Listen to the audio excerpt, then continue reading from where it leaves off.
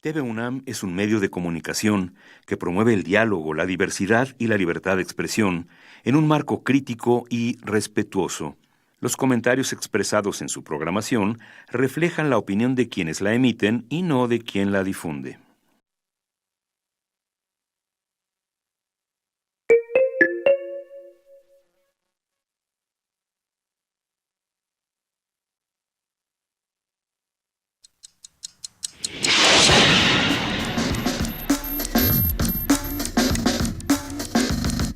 Primer movimiento. El mundo desde la universidad. Desde el Festival Internacional Cervantino 2017.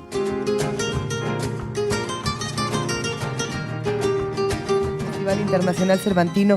De entrada queremos agradecer profundamente a nuestros amigos de TV4 que se vinieron con camarógrafos, con cámaras para echarnos la mano para toda esta transmisión y son guerreros épicos, no tienen nada de frío, son los únicos que andan sin sudadera, nosotros todos los demás estamos tapaditos, pero vale todo la pena, o vale todo el placer cuando uno puede asomarse por la ventana del Teatro Juárez y ver las cúpulas, los amaneceres, escuchar a las personas que se acercan al teatro y que nos miran a través del balcón y a lo mejor nos saludan, o a lo mejor no, creo que ni nos vieron. No importa si no nos saludan, con que nos escuchen.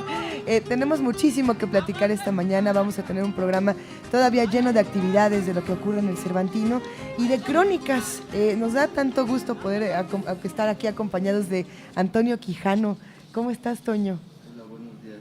Le abrimos el micro a Toño Quijano, que si no me equivoco, ¿sí está abierto? Hola. Eso. Sí, muy bien aquí en Guanajuato, todo Toño, muy bien. tú que te la sabes de todas en crónicas, reportajes, noticias, información, ¿qué te ha tocado ver por acá? Cuéntanos.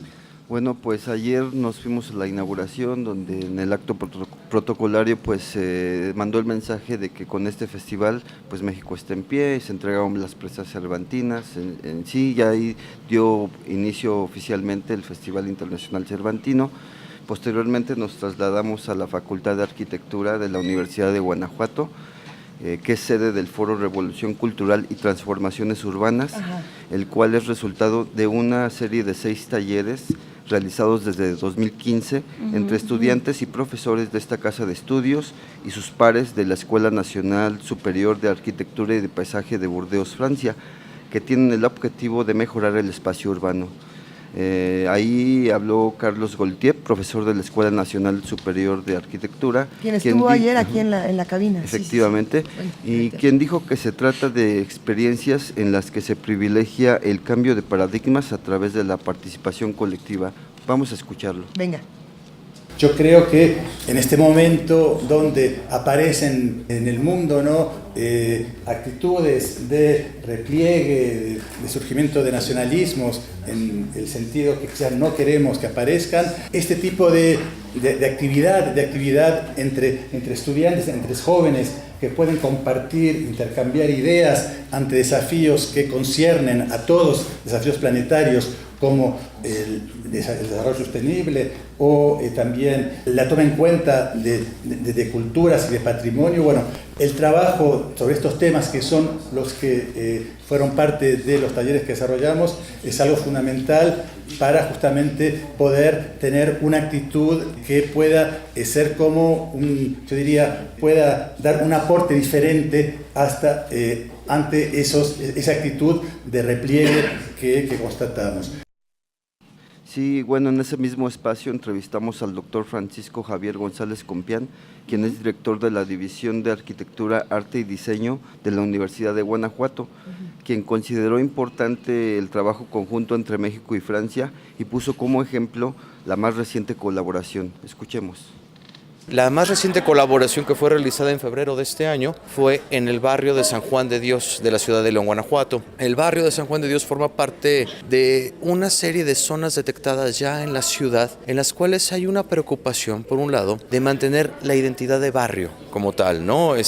Y también de colaborar a que se vuelvan a recuperar estos espacios públicos, que se vuelva a fomentar la seguridad y el buen ambiente en ellos y por supuesto de todos modos hacerlos viables dentro del contexto urbano en el que ya están insertos, ¿no? Entonces estuvieron colaborando de una manera muy intensa ahí varios días, terminaron los proyectos, luego fueron unos encerrones, los pobres no dormían, ni los de Bordón ni los de aquí, y al final de todo esto se entregó al Instituto Municipal de Planeación el proyecto ya ejecutivo para la intervención del espacio. Sí, bueno, como parte de este foro, ayer fue inaugurada en el patio de ingenierías de la Universidad de Guanajuato la exposición que muestra los trabajos realizados en León, Guanajuato y Burdeos, en los talleres desde 2015 hasta este año. Y también van a presentarse los libros, si no me equivoco, va a haber un libro con toda la memoria de lo que se hizo en Burdeos y en México. Sí, efectivamente, Excelente. este foro continuará sus actividades hasta el sábado 14 de octubre en la Facultad de Arquitectura de la Universidad de Guanajuato. Excelente, excelentes actividades, querido Toño.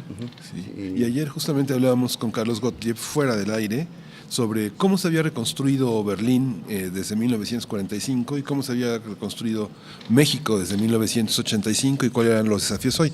Y él decía escuchar a la gente y resignificar los espacios. Ya tenemos una lista de edificios que se van a derrumbar. ¿Cómo vamos a resignificarlos? ¿Qué va a haber en esos huecos? ¿A quiénes vamos a extrañar y a quiénes vamos a desear, ¿no? ¿Y cómo se les va a dar hogar a una serie de personas que se quedaron sin él? Esa es otra. ¿Y cómo resuelves que la gente salga de sus barrios? Esa será otra discusión que tendremos que tener en la Ciudad de México y, por supuesto, en las otras áreas del país.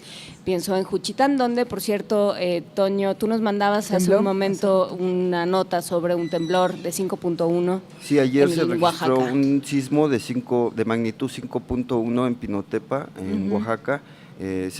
Según las redes, usuarios de redes reportaron que en la Ciudad de México se sintió levemente.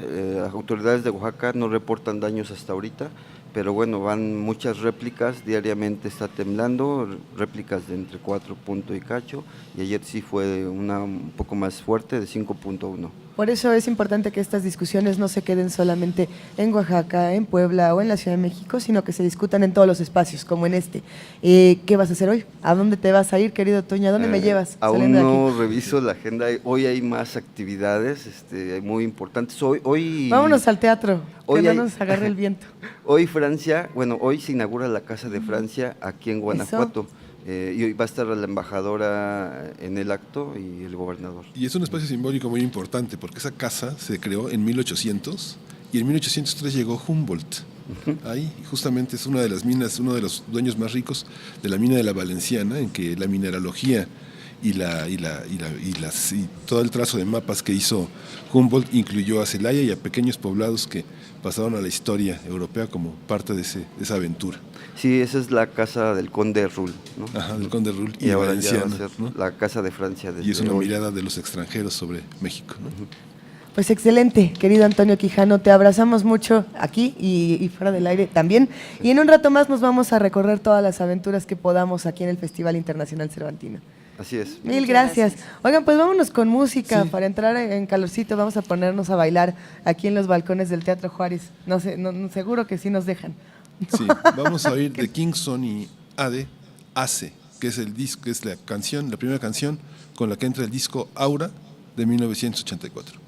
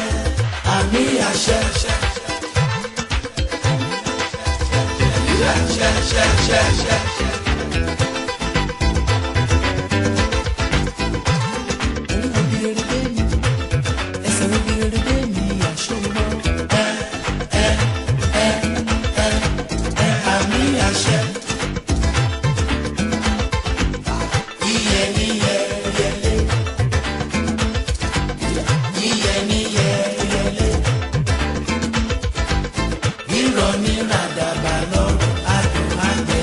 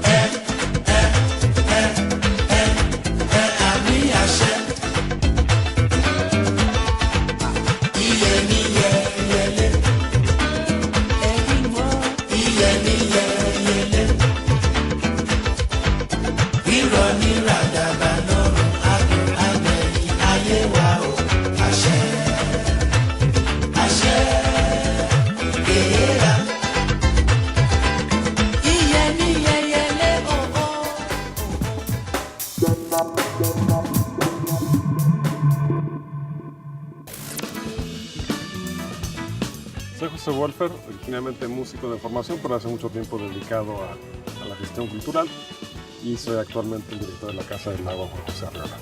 Esa primera etapa de acercamiento con la universidad a través de los años que estuve estudiando en la Nacional de Música, ahora facultad, pues me indujo por completo en el mundo universitario. Cada quien tiene como su pequeña UNAM, pero cuando alzas un poco la vista y vas conociendo un poco más, te das cuenta del universo tan vasto que representa la universidad, y en el seno de una casa de estudios tan importante, tan grande, tan diversa, tan acogedora como es la universidad, poder hacer esto en este marco, para mí de veras es un gusto y es un privilegio.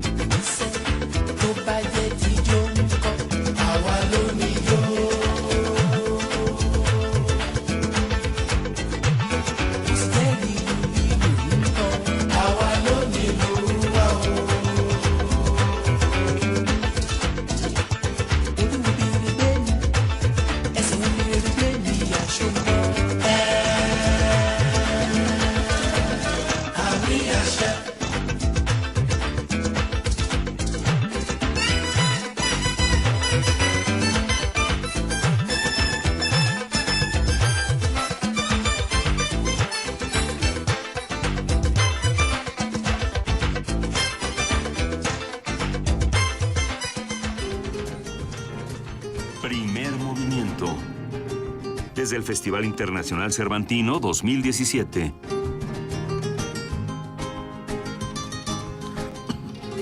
Estamos aquí en la 45ª edición del Festival Internacional Cervantino, transmitiendo en vivo desde el Teatro Juárez, listos para una ya conversación. Como en congelado, ¿no?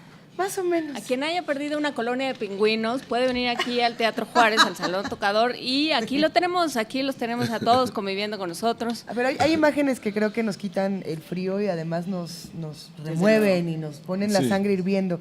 Es el caso de muchas de las cosas que se están presentando en este festival, de muchas de las exposiciones que como bien lo platicábamos desde el día de ayer, tratan el otro lado del Cervantino, que es el tema de las revoluciones, de las muchas revoluciones y de este regreso al origen, por así decirlo, o de este cierre de ciclos que se tiene que discutir y rediscutir. El día de hoy vamos a tener una presentación especial, querido Miguel Ángel. Sí, va a presentarse una hora después del primer movimiento, la exposición de la que hablamos ayer sobre revoluciones de Mónica Mayer en la Universidad de Guanajuato, y vamos a tener también una exposición muy importante, Cuba 1964, que es la revolución en marcha, los ojos de Rodrigo Moya, que de 1950 a 1967 realizó un trabajo en Latinoamérica fundamental y que se podrá ver en esta muestra que va a estar a partir de hoy a las 12 del día hasta el final del festival, y que bueno, la obra de Rodrigo Moya tenemos que verla de una manera permanente y recordar desde esa perspectiva el origen de esta contemporaneidad a partir de la segunda mitad del siglo XX. Por supuesto, hay que decirlo, este proyecto fue realizado por el Festival Internacional Cervantino en colaboración con el Instituto Nacional de Antropología e Historia, el Centro Cultural Regional Ixte Guanajuato y el Archivo Rodrigo Moya, por supuesto. Su objetivo principal fue crear un archivo de imágenes para ofrecer una lectura posterior de lo acontecido. Esto es algo que se tiene que seguir discutiendo. Qué bueno que tenemos la imagen para hacerlo. Sí, y la exposición va a estar en la Sala Manuel Doblado del Museo Regional Alhóndiga de Granaditas hasta el 15 de enero de 2018. Y bueno, la entrada es libre, no hay pretexto. Y está Rodrigo Moya con nosotros. Maestro, qué gusto. Buenos días. Muy Gracias. buenos días, maestro. ¿Cómo entrar al tema de las revoluciones desde la imagen? ¿Qué es lo que primero nos presenta la imagen y cómo se tiene que discutir, sobre todo en una exposición tan importante como esta? Bueno, lo primero es la identidad del fotógrafo con lo que está tratando. En el caso mío, frente a Cuba, pues eran los 60, toda la juventud, yo era joven, entonces servíamos con la Revolución Cubana y la seguíamos día a día. Entonces la emoción de sumergirse en ella, en el mes y pico que estuve ahí, con Ríos y con Froilán Manjarrés, un gran periodista joven que murió muy tempranamente, con la idea de hacer un libro sobre la Revolución Cubana, que se llamaría Cuba por Tres, que era un caricaturista, Eduardo del Ríos, Froilán Manjarrés, con textos breves, graciosos, vivaces y fotografías mías. El libro se frustró y no se hizo, pero quedaron las fotografías y de ahí quizá Ríos sacó Cuba para principiantes, antes de que cambiara un poquito su idea sobre Cuba, pero de ahí surgió el libro. Y claro, sumergirse en ese mundo tete a tete, ¿no? Era una emoción tremenda a los 20 y tantos años, ¿no? ¿Qué fue lo que se cumplió como fotógrafo? ¿Qué se cumplió en ese trabajo? ¿Qué sentías, Rodrigo Moya? Bueno, pues era como haber realizado un ideal, una utopía, ¿no? En ese entonces la juventud pensante, digamos, o cargados a la izquierda, desde luego, éramos militantes los tres, hay que decirlo, éramos militantes del PC, ¿no? En la misma célula. Entonces, pues era una ilusión tremenda ver avanzar la revolución, ver a sus dirigentes, ver sobre todo un pueblo con un entusiasmo unánime. Era una Cuba unánime, no estaba tan fracturada como ahora. Y debo decir que yo sigo con la revolución codo con codo, pero sí he ido y claro, ya hay gente que recibe dinero del norte y entonces vive de otra manera. Entonces te encuentras una clase social en medio de las privaciones de los cubanos que viven como reyes, y esto ya es un elemento de distorsión dentro de la revolución. Pero fue un impacto muy fuerte. Las manifestaciones que tengo muy detalladas cuando se invadió Cuba y después cuando derrotaron a los gusanos, hay que usar la palabra sin temor,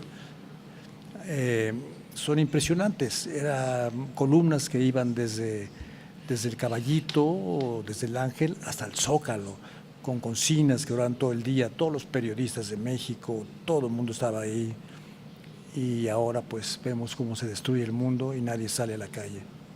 A ver, pero por eso también es importante la imagen y por eso también es importante tener un vestigio de lo que ocurre en cada una de estas revoluciones, porque podemos compararlas con las revoluciones actuales o por lo menos ponerlas a discutir. ¿Cómo discutiría, por ejemplo, la revolución cubana con lo que estamos viviendo en un 2017? ¿Qué le exige los años 60? ¿Qué le exigen a los 2017, por ejemplo? Sí, muy buena pregunta. Un poquito más de acción, un poco más de conciencia. ¿Qué están exigiendo? Sí. Bueno, yo noté en todos los discursos de ayer, que pues eran los discursos políticos clásicos, un poco retóricos, que se hablaba de las revoluciones y nadie mencionó la revolución cubana. La revolución cubana es la que más efecto ha tenido sobre Latinoamérica, sobre el tercer mundo.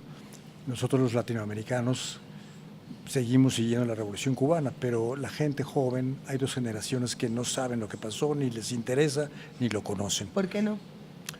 ¿Porque no se los enseñan o porque no les importa de origen? Porque está el enemigo principal de las revoluciones, realmente revoluciones, que es Norteamérica. Entonces, pues toda la prensa y la televisión están controladas y no hablan de Cuba. En Cuba hay mucho descontento, efectivamente, de algunos sectores. Tienen como ningún país en el mundo, 70 años o 60 y tantos años de un bloqueo económico que es efectivo. No reciben préstamos de ninguna banca internacional y sin embargo han levantado una estructura, digamos, por ejemplo, educativa única, de las más avanzadas del mundo.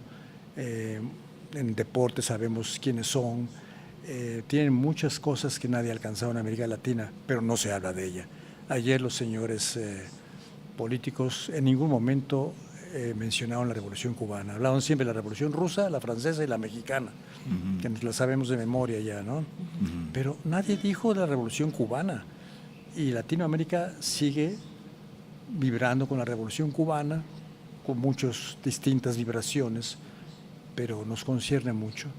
Rodrigo, ¿cómo vio usted, digamos, todos esos años?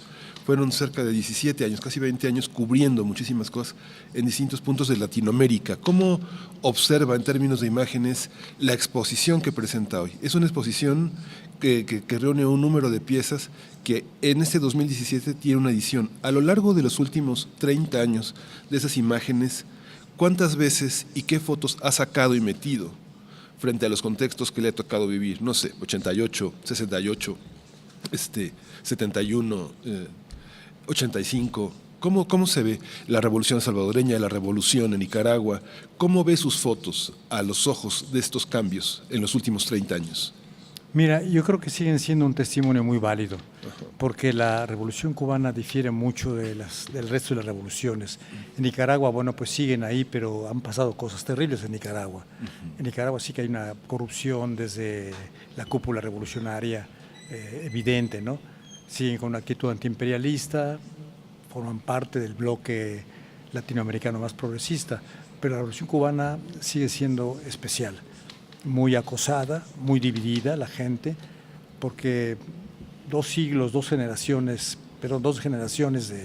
de carencias y de bloqueo los han mellado, ¿no? Y la gente huye, la gente se va, los deportistas desertan, los bailarines también, pero básicamente sigue siendo un pueblo con una mística, ¿no? Y con una historia, con unos caudillos dirigentes, estadistas que no han dado otras revoluciones en América Latina en el siglo XX.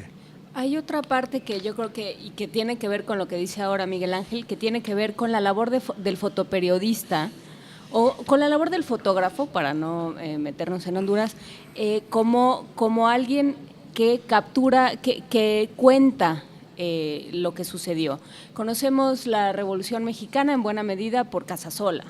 Sí. Y tenemos, digamos, al pensar en esa revolución, vienen a nuestra mente estas imágenes que han sido las que han permanecido. Sabemos algo de la Revolución Rusa también, por lo que Eisenstein de otra manera también nos ha traído. ¿Cómo se ve esto?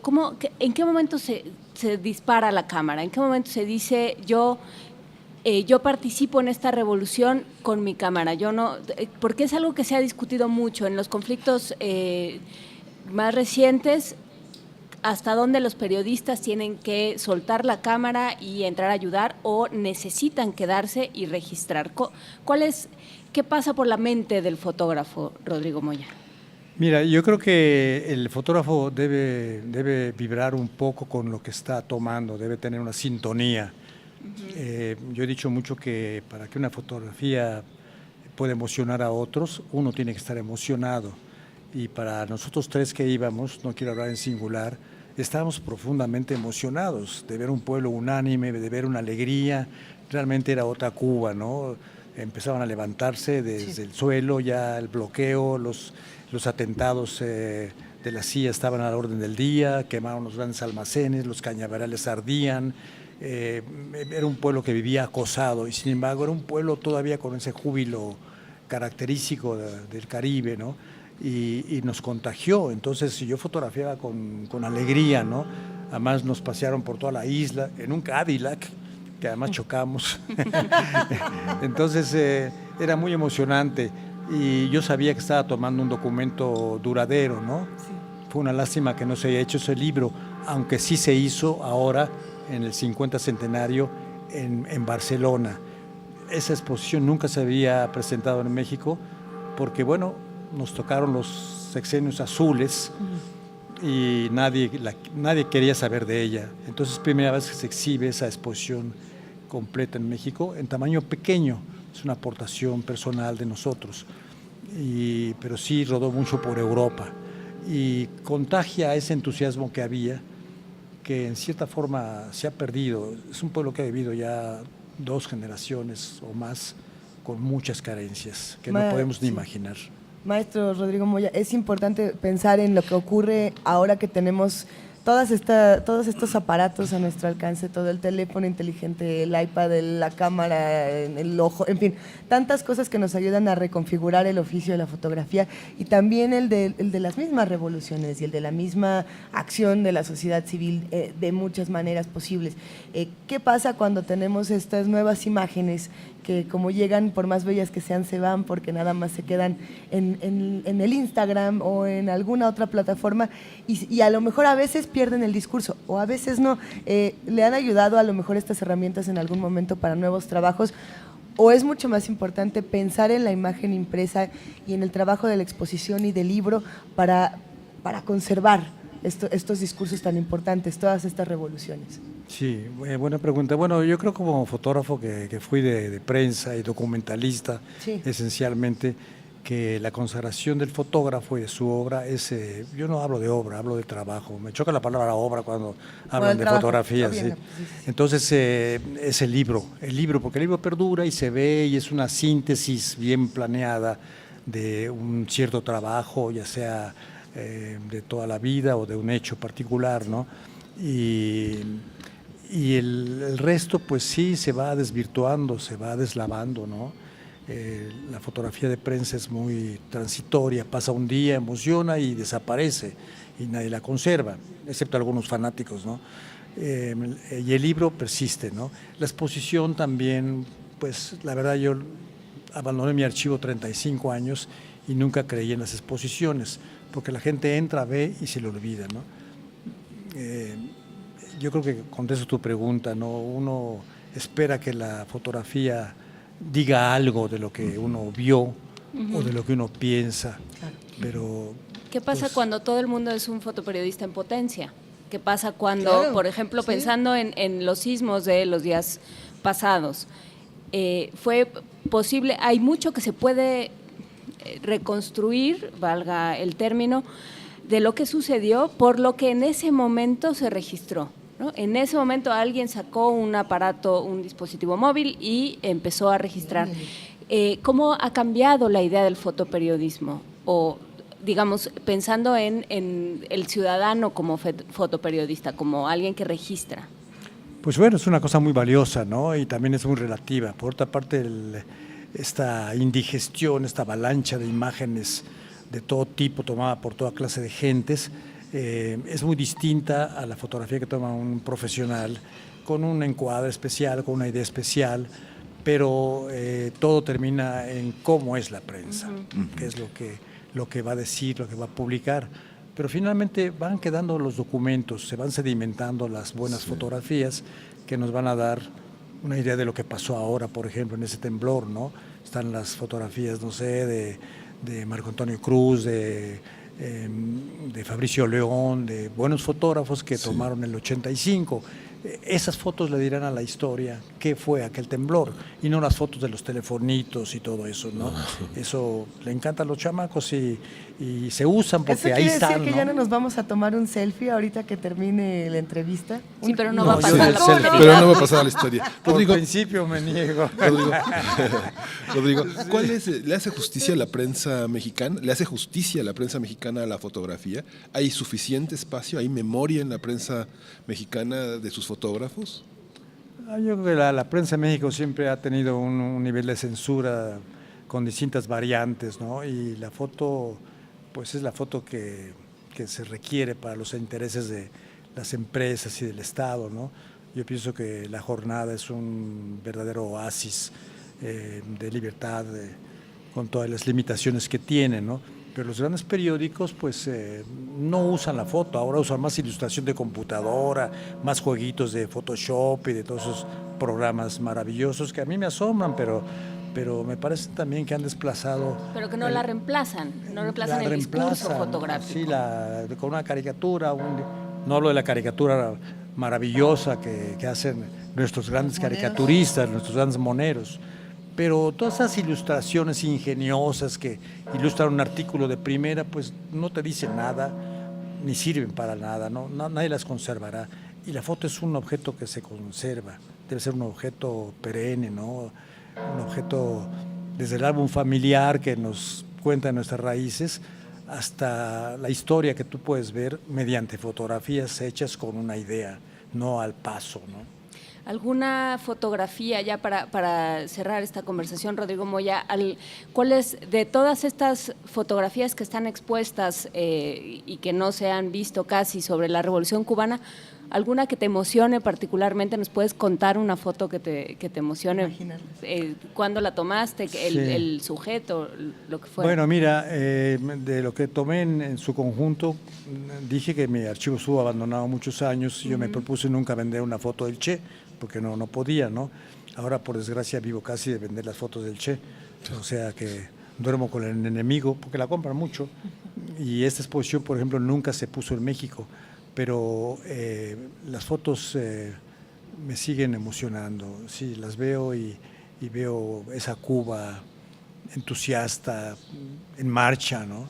Y ahora a tropezones, teniendo que hacer concesiones políticas a nivel mundial, sumergida en la estrategia planetaria, ¿no?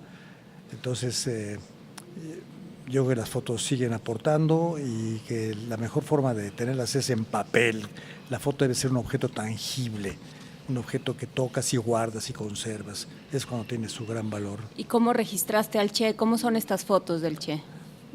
Lo he contado mucho, es una historia larga, pero nos advirtieron cuando me concedieron la entrevista, que había solicitado ya en la embajada, que teníamos solamente 15 minutos, que el Che tenía mucho trabajo.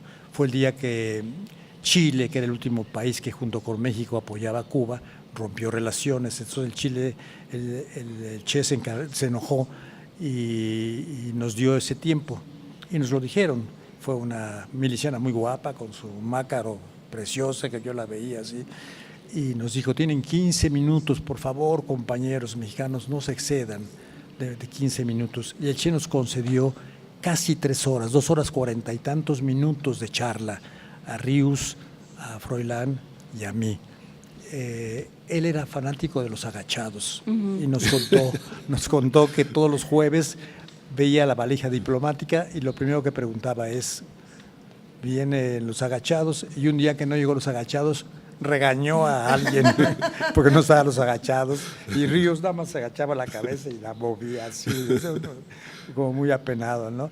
Fue una charla estupenda y creo que es lo que más me emociona, aunque fueron fotos hechas con muchas dificultades y con poca película. Tiré hasta la última placa que me quedaba, porque era el último día en La Habana. Qué maravilla. Qué maravilla. Con eso cerramos esta conversación. ¿Dónde nos vemos? ¿A qué hora y dónde nos vemos para estar en esta exposición? Se abre a las 10 de la mañana. Saliendo de aquí nos vamos. Aquí cerquita, sí. Excelente. Sí, es un poco pesada, ¿no? Como todo lo que hacemos, los que creemos en algo. Tiene muchos textos, pero son interesantes. Aquí al auditorio de Radio UNAM que nos escucha y hace comunidad con nosotros, y a los que nos miran a través de TV UNAM, lo que más les gusta es eso. Así que lo disfrutaremos mucho todos juntos. Recuerden, en la Sala Manuel Doblado del Museo Regional Alhóndiga de Granaditas, hasta el 15 de enero de 2018. Es decir, hay mucho tiempo para seguir discutiendo todas estas imágenes. Y bueno, pues qué privilegio haber podido platicar con el maestro Rodrigo Moya. Muchísimas gracias, de verdad. No, gracias a ustedes. Gracias, y Rodrigo. un abrazo a todos sus escuchas.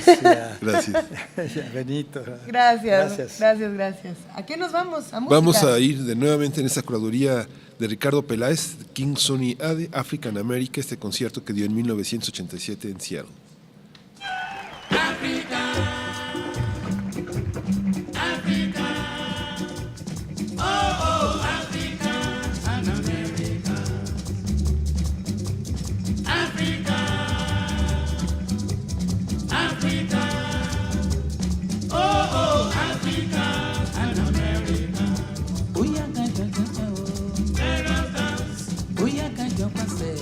Love your feet.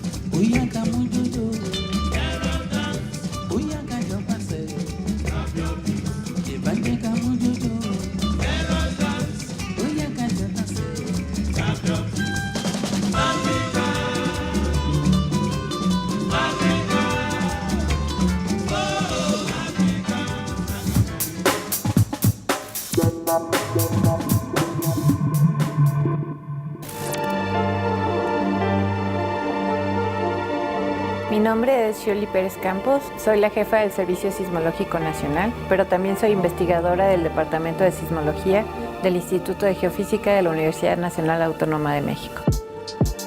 La UNAM está a cargo del Servicio Sismológico Nacional y es de gran relevancia para el país, puesto que de aquí sale toda la información de la localización y magnitud de toda la sismicidad que ocurre en nuestro territorio.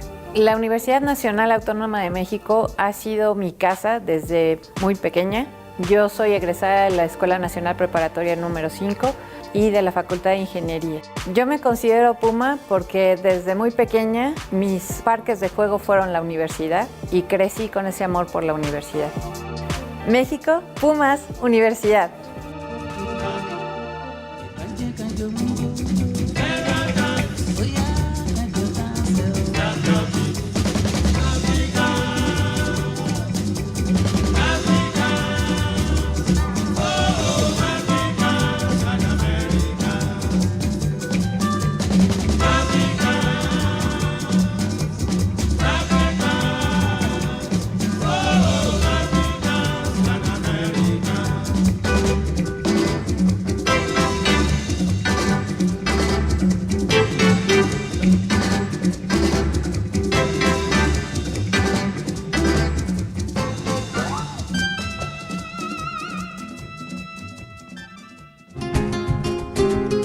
Festival Internacional Cervantino 2017.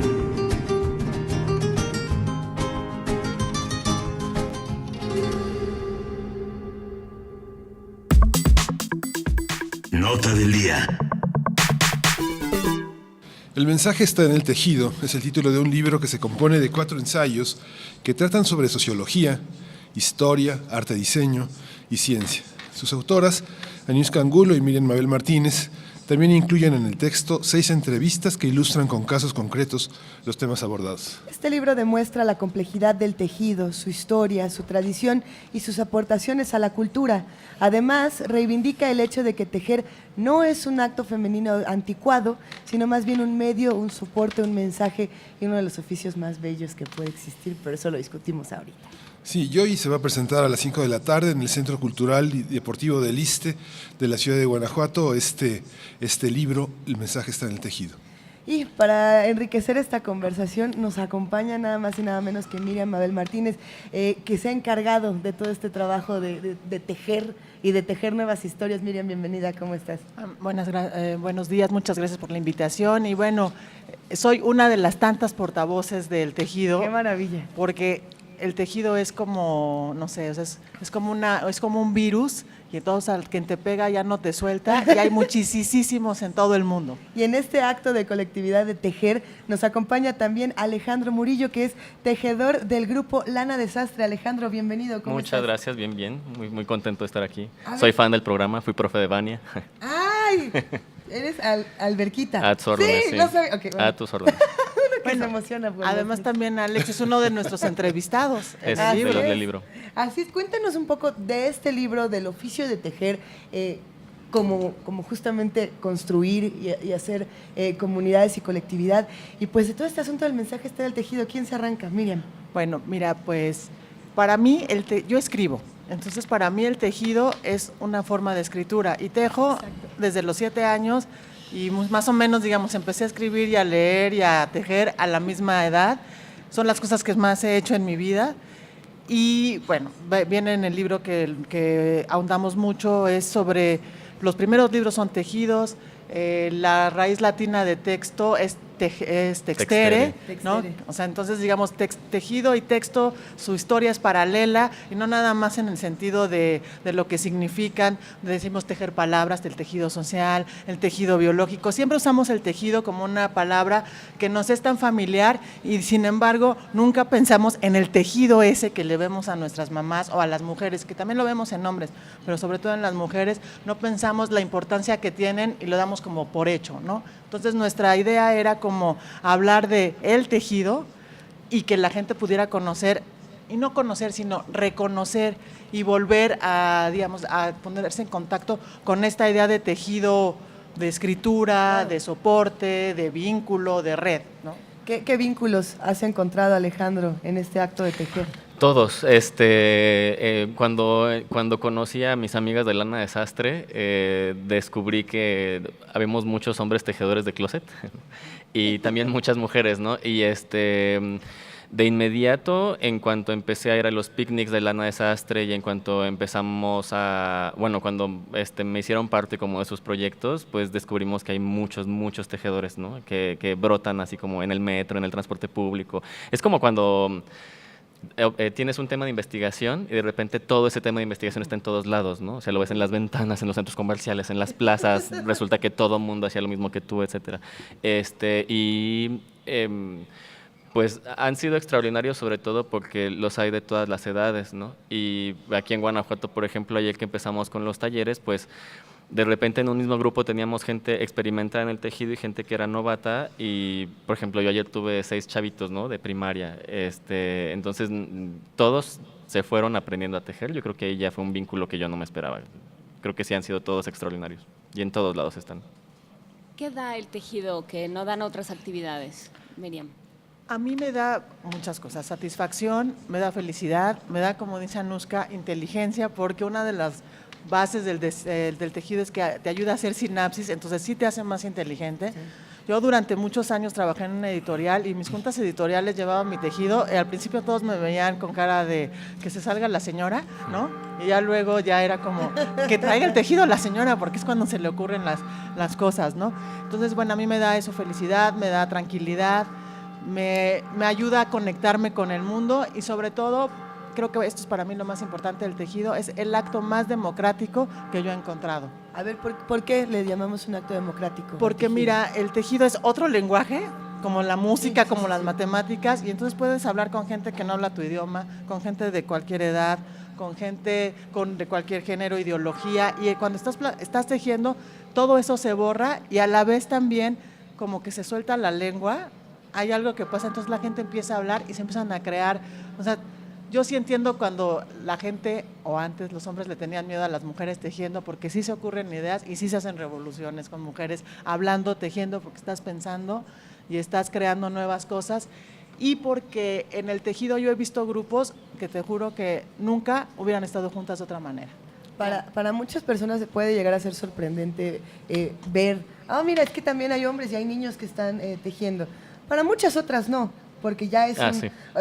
Para muchos ya es muy natural entender esto como un acto de colectividad y entender esto como un acto de nos sentamos y a veces ni siquiera hablamos, a veces no se nos ocurre nada, pero ahí estamos, moviendo las manos y haciendo hasta ritmos diferentes, ¿no? Los sonidos que uno puede escuchar que ni siquiera vienen de la boca o que vienen del cuerpo. Por favor, cuéntanos un poquito más. Mira, yo creo que lo que da el tejido que no dan otras actividades sí es terapia. A mí la verdad es que no me gusta mucho, bueno, no me gustaba antes, ¿no? La idea de asociar el tejido con la terapia. Pero lo que yo creo que sí da que no dan otras actividades es eso, porque es eminentemente comunitario. Yo creo que no he tejido solo muy pocas veces. Siempre que tejo y sobre todo cuando tejo en público se me acerca otra gente a tejer o encuentro otra gente tejiendo y como dice Miriam, y les pasa sobre todo a los hombres que aprenden a tejer teniendo un gran prejuicio en torno a la actividad. O sea, empiezan con los hombros tensos, con los brazos tensos, ¿no? Tienen tensión en sus cuerpos, les dices relájate porque si no te va a dar tendonitis y va a ser peor para ti. Y en cuanto se empiezan a relajar, empiezan a hablar y en cuanto empiezan a hablar descubres por qué no les gustaba el tejido, qué les prohibieron en algún momento de sus vidas, que les impedía como soltarse en alguna otra actividad, que tenían reprimido en ellos. Es algo que yo sí no he tenido porque pues yo aprendí a tejer a los 6 años. Entonces yo creo que gracias a lo que me enseñó mi abuela de tejido, me pude como liberar de algún modo, no sé si conscientemente o no, como de esas ideas. Pero creo que eso es lo que da, es una terapia. Ayer Guy Pierre Tour, el artista de los mandalas que está presentando aquí en el Museo del Quijote, decía, las revoluciones ahora son revoluciones más bien sutiles, ya no son violentas, y a mí se me ocurre que eso hace tejer. Eso es como la manera en la que yo asocio cosas que no da otra actividad con la idea de que el tejido es terapéutico, con la idea de revolución. Y puedo aumentar una cosa, yo Por también favor. creo que el tejido nos une con muchas generaciones, es así como las tradiciones orales, tenemos tradiciones manuales que también damos por hecho y bueno, hemos tejido de mano en mano desde hace miles de años y nos enseñó nuestra madre o nuestras abuelas y a nuestras abuelas otras mujeres. Entonces hace una cadena. Y además, bueno, hombres tejedores, las redes de Gandhi, o sea, Gandhi, sus redes, la revolución, o sea, sí hay mucha idea de revolucionario en el tejido. Y hay también una parte que es para sí, digamos, todo esto de lo que hemos hablado, el factor no solo de ensimismamiento, sí. Esto de lo que tú hablabas, Miriam, de que te permite concentrarte, volcarte completamente sobre una actividad y después trabajar sobre ella, sino también lo que se genera como colectiva. De entrada produces algo, ¿no? De entrada puedes producir cobijas para todo el mundo, bufandas, que es a muchos lo único que nos sale, ¿no? Bufandas interminables y con una sola puntada, sí. Y al revés, según dicen algunos. Yo tejo al revés. Nunca he entendido en qué cada quien tiene su forma de tejer, pero se me quedan viendo y me dicen, tejes al revés. Son como acentos. Yo siempre digo, cuando enseño a tejer, yo siempre digo, esta es la manera en la que yo sé tejer y en la que yo enseño a tejer, pero cada quien desarrolla la suya propia. Sí. A mí también me enseñaron de un modo y después alguien me dijo, ¿por qué tejes mal? Y yo, pero estoy produciendo mis cosas. Pero entonces, ¿qué pasa con lo que producen? ¿Qué pasa con lo que uno produce en general y con lo que ustedes están produciendo y lo que van a mostrar? Bueno, en el caso del Cervantino, además de la presentación del libro y de los talleres, se nos invitó a realizar una instalación y esta instalación terminó teniendo como concepto el símbolo de la universidad, que es la colmena. Y decidimos realizar hexágonos tejidos para instalar una colmena monumental tejida en las escaleras de la universidad. Y este panal monumental que le llamamos también como parte de un activismo, digamos, de ponerle un mensaje a lo que hacemos, decidimos que fuera un panal por muchas razones. Bueno, ya dijo Alex lo del emblema de la universidad, que eso fue como la coincidencia, sobre todo porque por poner ahora sí que en la mesa al público en general el tema de las abejas. Todos sabemos que las abejas están muriendo, pero también pensamos que está muy lejos el problema, ¿no? Y no entendemos que el problema es muy real, porque si se mueren las abejas no hay polinización, no hay alimento, no hay nadie de nosotros aquí. Entonces nosotros quisimos como llevarlo a todo mundo, ¿no? Que con una instalación, un grafiti tejido que llama mucho la atención porque son más acogedores, porque el grafiti tejido también es una manera como de abrazar la ciudad, de suavizar la ciudad, de suavizar la violencia, tal. La gente pues va a entrarle y la verdad nos sorprendió mucho porque yo estaba muy nerviosa, la verdad, lo confieso, de que fuéramos a encontrar muchos participantes y logramos reunir casi 1,300 hexágonos, que son muchísimos. O sea, ¿y quién los va a pegar? ¿Ya los pegaron? Estamos en eso, pero además esta instalación va a ser mañana, el viernes, de 10 a 7 en las escalinatas de la Universidad de Guanajuato. Y quien quiera venir a ayudarnos, traiga su aguja de Canevá y listo, ¿eh? A ver, si se acaban las abejas, nos acabamos nosotros. Y si nos acabamos nosotros, nos acabamos también. Es decir, nos estamos acabando los unos a los otros. Y la única manera en la que podríamos refugiarnos es construyendo muchas colmenas. A lo mejor muchos pequeños refugios comunitarios para irnos conociendo los unos a los otros. Lo hemos discutido innumerables veces aquí en Primer Movimiento. No hacemos un esfuerzo suficiente por conocer a la persona que tenemos enfrente. No sabemos el nombre del camarógrafo que nos está apuntando ahorita, o del editor que tenemos del otro lado, o de la persona que pasó enfrente y que a lo mejor nos chocó con el hombro y en lugar de preguntarle, ¿está todo bien?, le decimos alguna peladez, porque pues así nos llevamos, ¿no? El tejido entonces como un acto de reconciliación con el universo o con nosotros mismos o con lo que sea, ¿hasta dónde nos puede llevar? ¿Qué es lo que están esperando que ocurra con un proyecto tan bello como este del mensaje está en el tejido? Pues mira, yo creo que primero crear la comunidad. Yo creo que la base del tejido es que crea comunidad, que te invita a ver al otro, que te invita a dialogar, que te invita a compartir el conocimiento, porque a diferencia de otros oficios y otras artes, en el tejido nadie niega de cómo lo hiciste, la puntada, todo mundo comparte. Y para mí ya el empezar haciendo comunidad y fijarte en el otro, relacionarte con ese otro que es distinto a ti, pero que habla un mismo idioma, ya es un primer paso con el cual yo ya me siento sumamente gratificada. Alejandro. Yo diría que Mira, no es que yo espere algo, más bien yo me sorprendo siempre los resultados. Honestamente, yo cuando voy a tejer, yo simplemente voy a tejer, y cuando enseño a tejer yo es lo que hago. No, realmente no pienso nunca en tener el objetivo de crear comunidad. No, más bien a mí lo que me interesa es que la gente aprenda a tejer, porque creo que hay pocos tejedores a pesar de que están brotando muchos por todas partes. Cuando ayer la verdad sí me sorprendí mucho cuando 6 chavitos de secundaria aprendieron a tejer sin haber sabido nada antes, ¿no? Entonces yo digo, bueno, ahí van 6 personas que ya saben dominar la cadena y el punto bajo, y que la próxima vez que vean algo tejido lo van a reconocer y van a decir, claro, yo también ya sé hacer esto. Sí, eso crea comunidad y me parece que eso es lo más importante, pero no es como que yo vaya por todos lados diciendo, yo voy a tejer para crear comunidad, no, pero tengo que estar, lo que he aprendido es que tengo que estar abierto a que si hay alguien que quiera aprender a tejer, yo le puedo enseñar, y eso es algo que yo sí puedo hacer. Ahorita platicamos, ahorita que acabe esta entrevista platicamos de cómo vamos a empezar a entrenar todos aquí. Encantado. Nos preguntaban desde ayer que estábamos diciendo que íbamos a charlar con ustedes, ¿qué va a pasar después con esta colmena? ¿Dónde la vamos a encontrar? ¿Se la van a llevar a otro lado? ¿La van a hacer cobijitas y nos van a dar una cada quien para este frío? Mira, estamos, primero pues, se va a presentar aquí, luego una parte de la colmena sí nos pidieron en el Centro de Cultura Digital si la podíamos exponer, porque además, claro, el del derecho y el revés viene también mucho del lenguaje de la computación, entonces viene muy al caso ahí. Ahí fue un centro de acopio también. Y luego vamos a hacer cobijas, que de hecho invitamos a gente a seguir tejiendo hexágonos. O sea, no se acaba en la colmena era amarilla, ahora abrimos el pantone, que participen con hexágonos de 15 por 15, bueno, de 15 de cada lado, y vamos a hacer cobijas porque las vamos a donar para los damnificados. Excelente. Pues con esto vamos a ir cerrando. ¿Dónde nos vemos? ¿A qué hora nos vemos, Alejandro Murillo?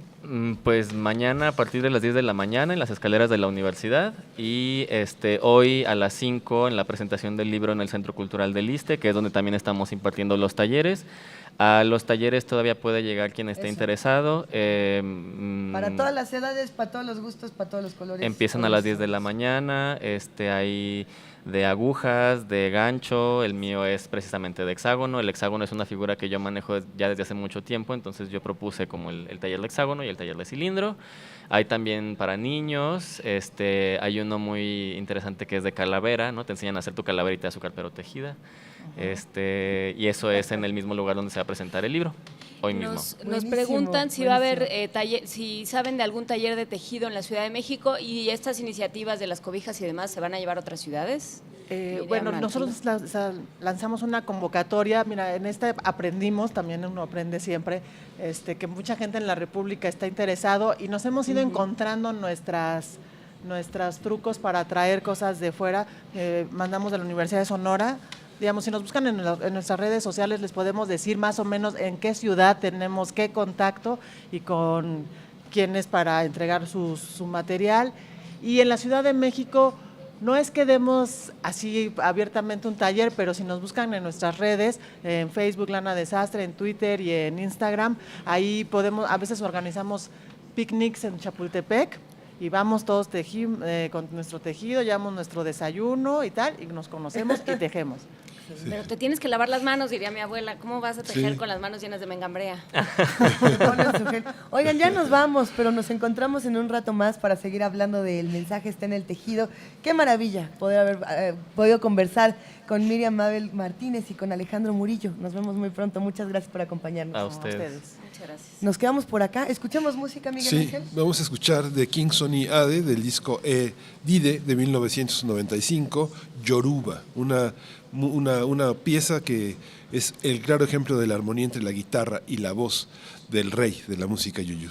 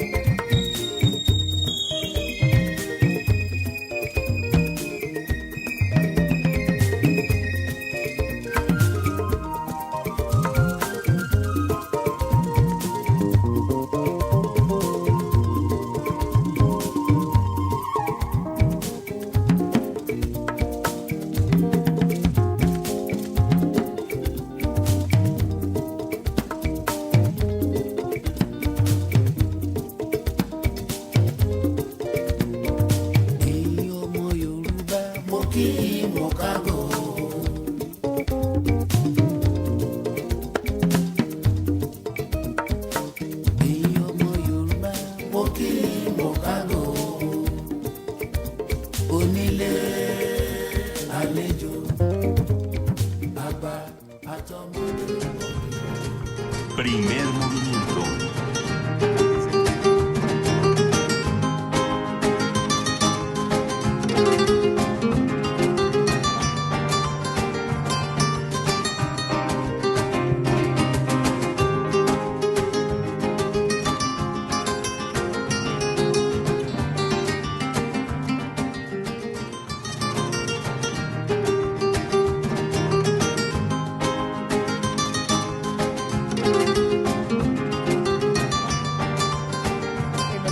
Y nos acoge y nos apapacha. Estamos contentos en el Teatro Juárez. También estamos con mucha información, con muchos temas. Este asunto que discutíamos en la hora anterior sobre las colmenas, por supuesto que nos entusiasma mucho, porque es un poco también la premisa de este programa, ¿no? El hacer comunidad y conocernos entre todos. Sí. Desde luego. Nada más hay que decir rápidamente que para la transmisión, quienes están siguiendo la transmisión por TV UNAM, tuvo el equipo de TV UNAM algunos problemas, pero ya estamos de vuelta. Si en este momento sintonizan TV UNAM, ya nos van a encontrar en el día de hoy. Sí. Ya no van a ser los nosotros del pasado los que hablen con ustedes, sino los nosotros del presente. Siempre somos los nosotros del pasado. Y quien busque ahora somos los nosotros del pasado. Y quien busque la programación de TV UNAM va a poder descargar esta primera hora de 8 a 9 de la mañana, donde tuvimos una entrevista con imágenes de Rodrigo Moy, este gran fotógrafo nacido en Medellín, Colombia, oigan, pero que es mexicano. ¿Les digo algo? Sí. Sí le logré sacar el selfie a Rodrigo Moya, por supuesto que sí. ¿Ya lo publicaste? Lo compartimos en redes sociales, sí, decidió que para nosotros sí se tomaba un selfie, porque ¿por qué no? Para explorar las nuevas tecnologías. Claro, porque en este espacio se sintió como pez en el agua, se sintió muy contento porque pudo expresar muchas de las preocupaciones que tiene sobre la fotografía, la incapacidad todavía de nuestros medios de reconocer la enorme capacidad de nuestros fotógrafos y la presencia en las últimas décadas de la fotografía latinoamericana en el presente europeo, sobre todo para reconocer todos los grandes cambios que se han operado desde la Revolución Cubana hasta nuestros días. Y creo que también abrió un gran espacio para decirle a los jóvenes que está muy bien empezar a hacer estos esfuerzos de fotografía desde el medio que lo necesiten, siempre y cuando después traten de hacer algo más con esas imágenes. No las dejen nada más en el Instagram.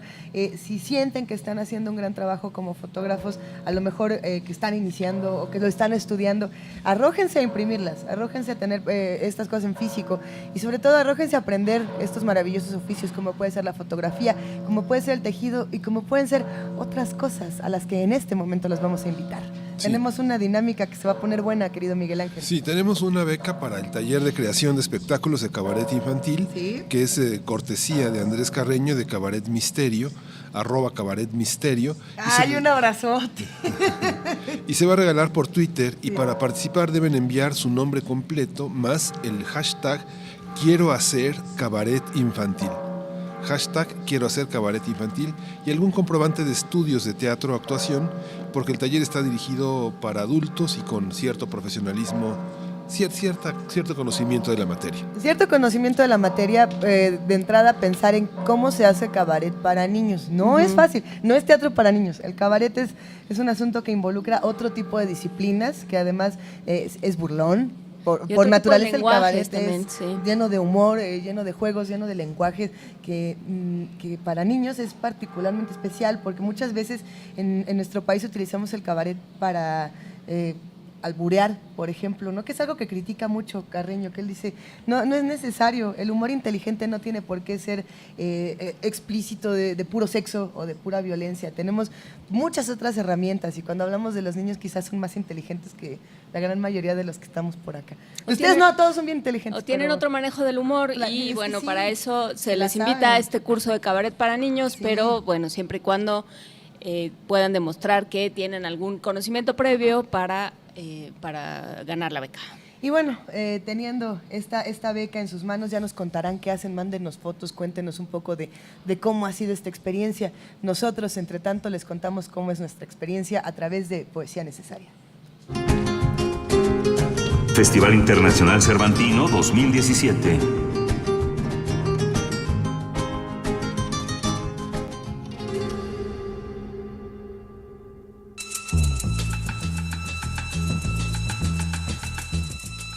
Es hora de poesía necesaria.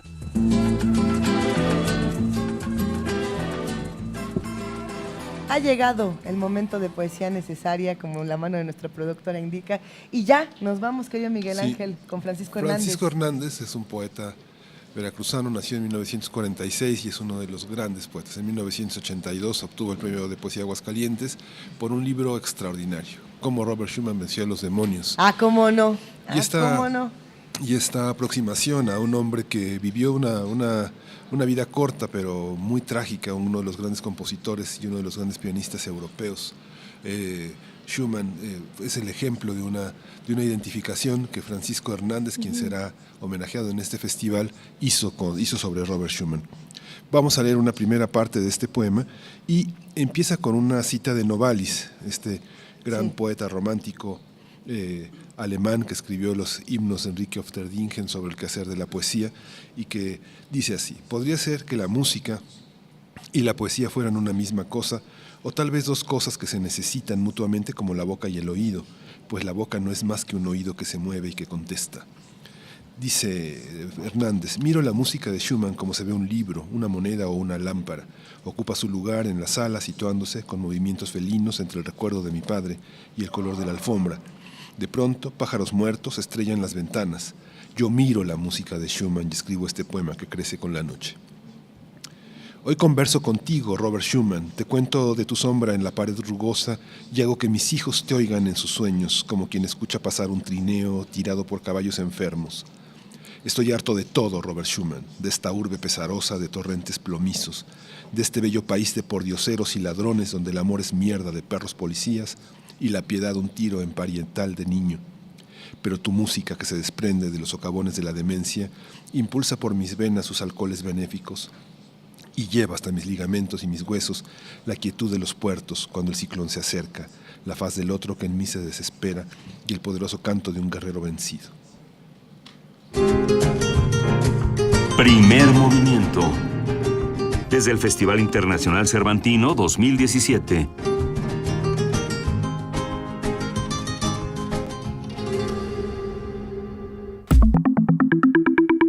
La mesa del día.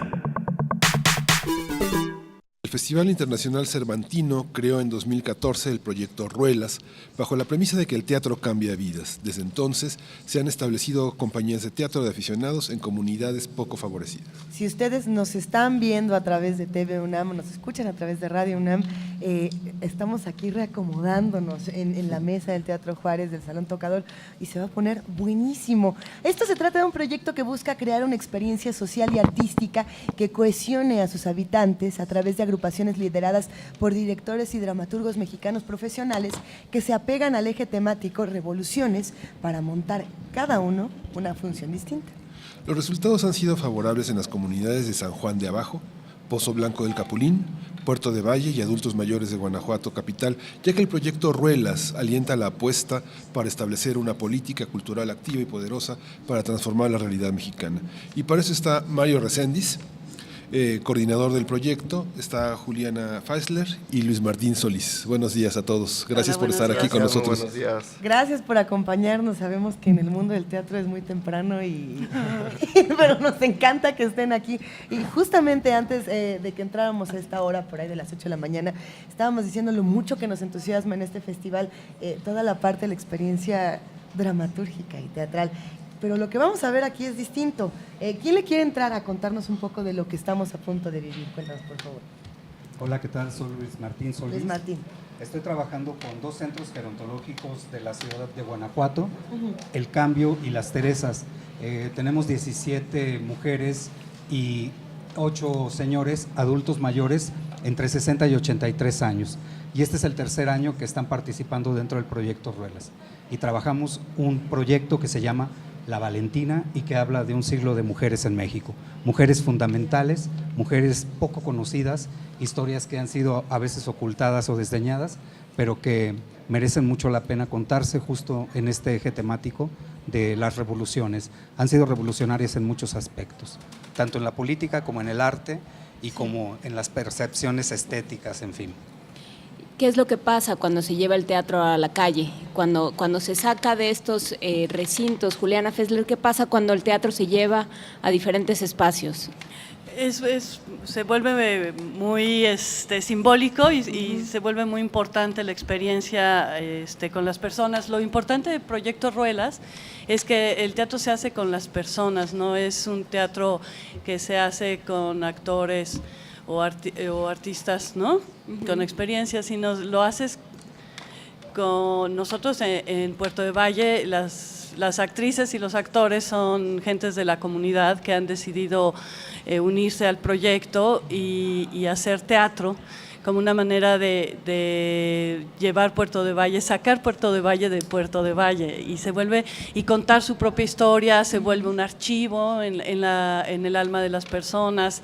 Este año estamos trabajando sobre la historia de la partera de Puerto de Valle, entonces la bisnieta es parte del elenco, la nieta es parte del elenco, y en la experiencia que se vivió cuando estrenamos el pasado viernes 10 fue muy emotiva y nostálgica porque era como la memoria viva, la historia del rancho, como dicen, ¿no? Eso creo que se vuelve importante, la experiencia estética toca otro tipo de fibras, ¿no?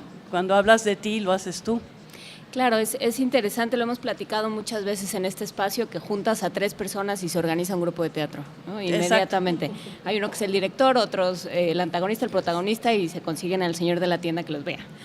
Y eso es una cosa muy humana. Mario Reséndiz, tú que llevas estos proyectos, ¿qué pasa con el teatro y las personas? ¿Qué cura, qué sana, qué trae el teatro? Bueno, desde que el doctor Ruelas se hizo la idea de manejar y llamarlo Proyecto Ruelas, vamos a los datos históricos y antecedentes. Cuando llega el doctor Ruelas a Guanajuato y forma lo que es teatro universitario por ahí de los años de 1952, entonces él invita al grupo de arte dramático junto con los habitantes de la ciudad, o sea, toma elementos como la costurera, el carnicero, la tortillera, o sea, gente que no estaba involucrada en cuestión actoral, y empieza a replicar los entremeses cervantinos, que es lo más representativo del teatro universitario.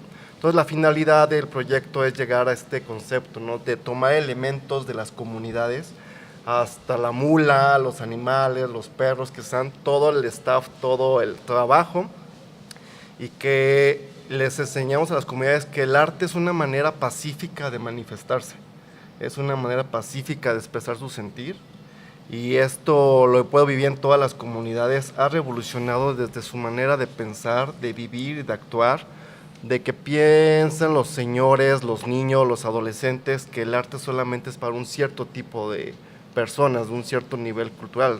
En México vivimos todavía con este estigma, pero el Proyecto Ruelas ha acercado a las comunidades al arte, y la señora les ha cambiado el chip de que su manifestación no es la protesta, sino las artes es una manera de protestar pacíficamente, y es lo que me ha quedado claro en muchas comunidades, y les ha cambiado más allá de la visión de hacerlo cotidiano, sino es una manera de revolucionar en sus vidas. Este proyecto inició en 2014. En 2014, en 2014 inició. ¿Cómo está compuesta la población? ¿Quiénes son? Digamos, ha habido experiencias en que desde lo institucional se ha llevado el teatro a comunidades importantes. Por ejemplo, tenemos el ejemplo del teatro campesino indígena en Oxolotán, en Tabasco, del teatro maya en Yucatán, y ahora este experimento que no es justamente ni indígena, ni campesino, ni de comunidad indígena. ¿Cómo está compuesta esta población? ¿Quiénes son y qué permanencia puede llegar a tener y qué elementos de transformación puede tomar? Bueno, el proyecto todavía no tiene el alcance de Oxolotán, que lo recordamos hace un par de décadas en Tabasco, con aquella gloriosa de Lorca, Bodas de Sangre. Sin embargo, este proyecto ha sido muy interesante porque Volpi tuvo la visión de llevarlo a 4 comunidades del estado, lo cual lo vuelve muy interesante, comunidades que no tienen nada que ver entre sí, con perfiles muy distintos. En el caso mío, el primer proyecto lo desarrollé con jóvenes, y debo decir que no me resultó tan interesante como lo que estamos haciendo ahora con estos adultos mayores. Y debo decir que no siendo actores profesionales ya quisiera tener en el DF de pronto los tipazos que tenemos. O sea, sí tienen unos tipos increíbles. En realidad no tienen nada que pueda echar de menos en cuanto a los actores profesionales, porque tienen una experiencia de vida tremenda que se ha ido volcando. Digamos que los proyectos de pronto se van nutriendo. Un Tirso de Molina se fue nutriendo con experiencias de vida respecto al tema del sexo, en el caso del Burlador de Sevilla, o en el caso de Don Quijote el año pasado, fue todo un asunto gastronómico y teníamos entre el elenco varias mujeres que habían sido cocineras profesionales, una de ellas Mayora. Entonces, se ha nutrido de una manera muy interesante, y en este caso, hablar de mujeres que han cambiado los paradigmas del país ha sido muy interesante, justo con una población que más bien ha tenido un perfil de vida totalmente distinto a eso. Debo decir que ha sido catártico, liberador y poco pacífico. O sea, ha sido verdaderamente poner una bomba en el escenario. Juliana. Sí, en Puerto de Valle es una situación muy especial porque, como bien dices, no es una población indígena y tampoco es una población de ciudad urbana, ¿no? Se queda entre un que sí que no, porque tampoco es rural siendo rural, ¿no? Están a 200 metros las casas del río Lerma y evidentemente no tienen agua potable porque es el río más contaminado de nuestro país, ¿no? Entonces las problemáticas son muy especiales porque todo el ecosistema está roto y entonces viven de pelar nopal, ¿no? Y sin embargo se vive muy bien y es una población muy activa, muy fuertes. El grupo está compuesto de 22 mujeres geniales, absolutamente geniales, entre 22 y 70 años, y 8 niños entre 2 y 10 años, ¿no? Entonces es un grupo que tiene un poco de todo.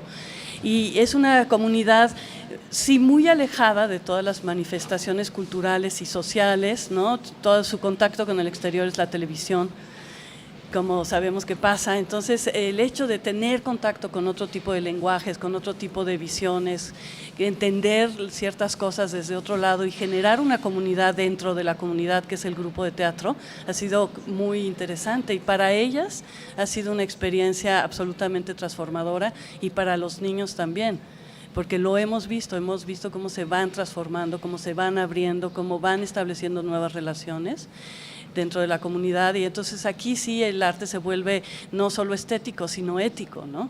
Las problemáticas que tenemos dentro del trabajo también son éticas, de cómo se dice esto, cómo podemos abordar este tema, cómo no estamos colonizando, ¿no? Una comunidad que ya tiene su propia manera de vivir, y cómo nos descolonizamos también, y ellas también, ¿no? De hacerlas ver ciertas cosas desde otro punto de vista. ¿Podemos poner un ejemplo de una discusión ética que se haya dado, que a lo mejor haya causado como mucho impacto en todas estas mujeres? Pues por ejemplo, el prólogo de la obra que estamos presentando es una lectura crítica de la Constitución. Entonces porque es el aniversario de la Constitución. Entonces nos pusimos a leer la Constitución con ellas, y de repente el texto se volvió totalmente ajeno a la realidad, y se respetan los derechos humanos en este país, no lo sabemos, no respetamos a los pueblos indígenas. Entonces todo eso, hombres y mujeres somos iguales, pues no, porque nosotros tenemos que obedecer a los maridos. Entonces se volvió una discusión no violenta, pero sí fuerte, ¿no? Entre que todas daban sus puntos de vista sobre este texto que ellas ni sabían que existía, que es el texto que moralmente, éticamente rige los principios de México, ¿no? De nuestro país. Eso fue un experimento muy fuerte, y por ejemplo, cuando se hablaba de la igualdad, bueno, evidentemente hay una serie de racismo, ¿no? México es un país racista y xenófobo, ¿no? Y entonces, pero finalmente una de las señoras decía, bueno, ya nuestros maridos se evolucionaron porque nos dejan estar aquí de actrices, y dice otra, a mí hasta mi marido me cocina para que me venga la obra, ¿no? Entonces, entre lo genial de la vida, la celebración de la vida, y la problemática política, se vuelven ejercicios como seguro te pasó, Luis Martín, ¿no? Muy interesantes. A ver, Luis Martín, entre brujas, valentinas, migraciones, ¿qué te encontraste tú? ¿Qué discusiones tuvieron? No, pues el asunto de las valientes valentinas, tener una mujer que trafica con armas, a Carmen Cerdán, que va a ser el primer tiro de la revolución, o Hermila Galindo y Elvia Carrillo Puerto, que son mujeres que tienen ya un ideario hace un siglo, que todavía no se puede llevar a cabo. O sea, eso ha sido una bomba, ha sido un detonante.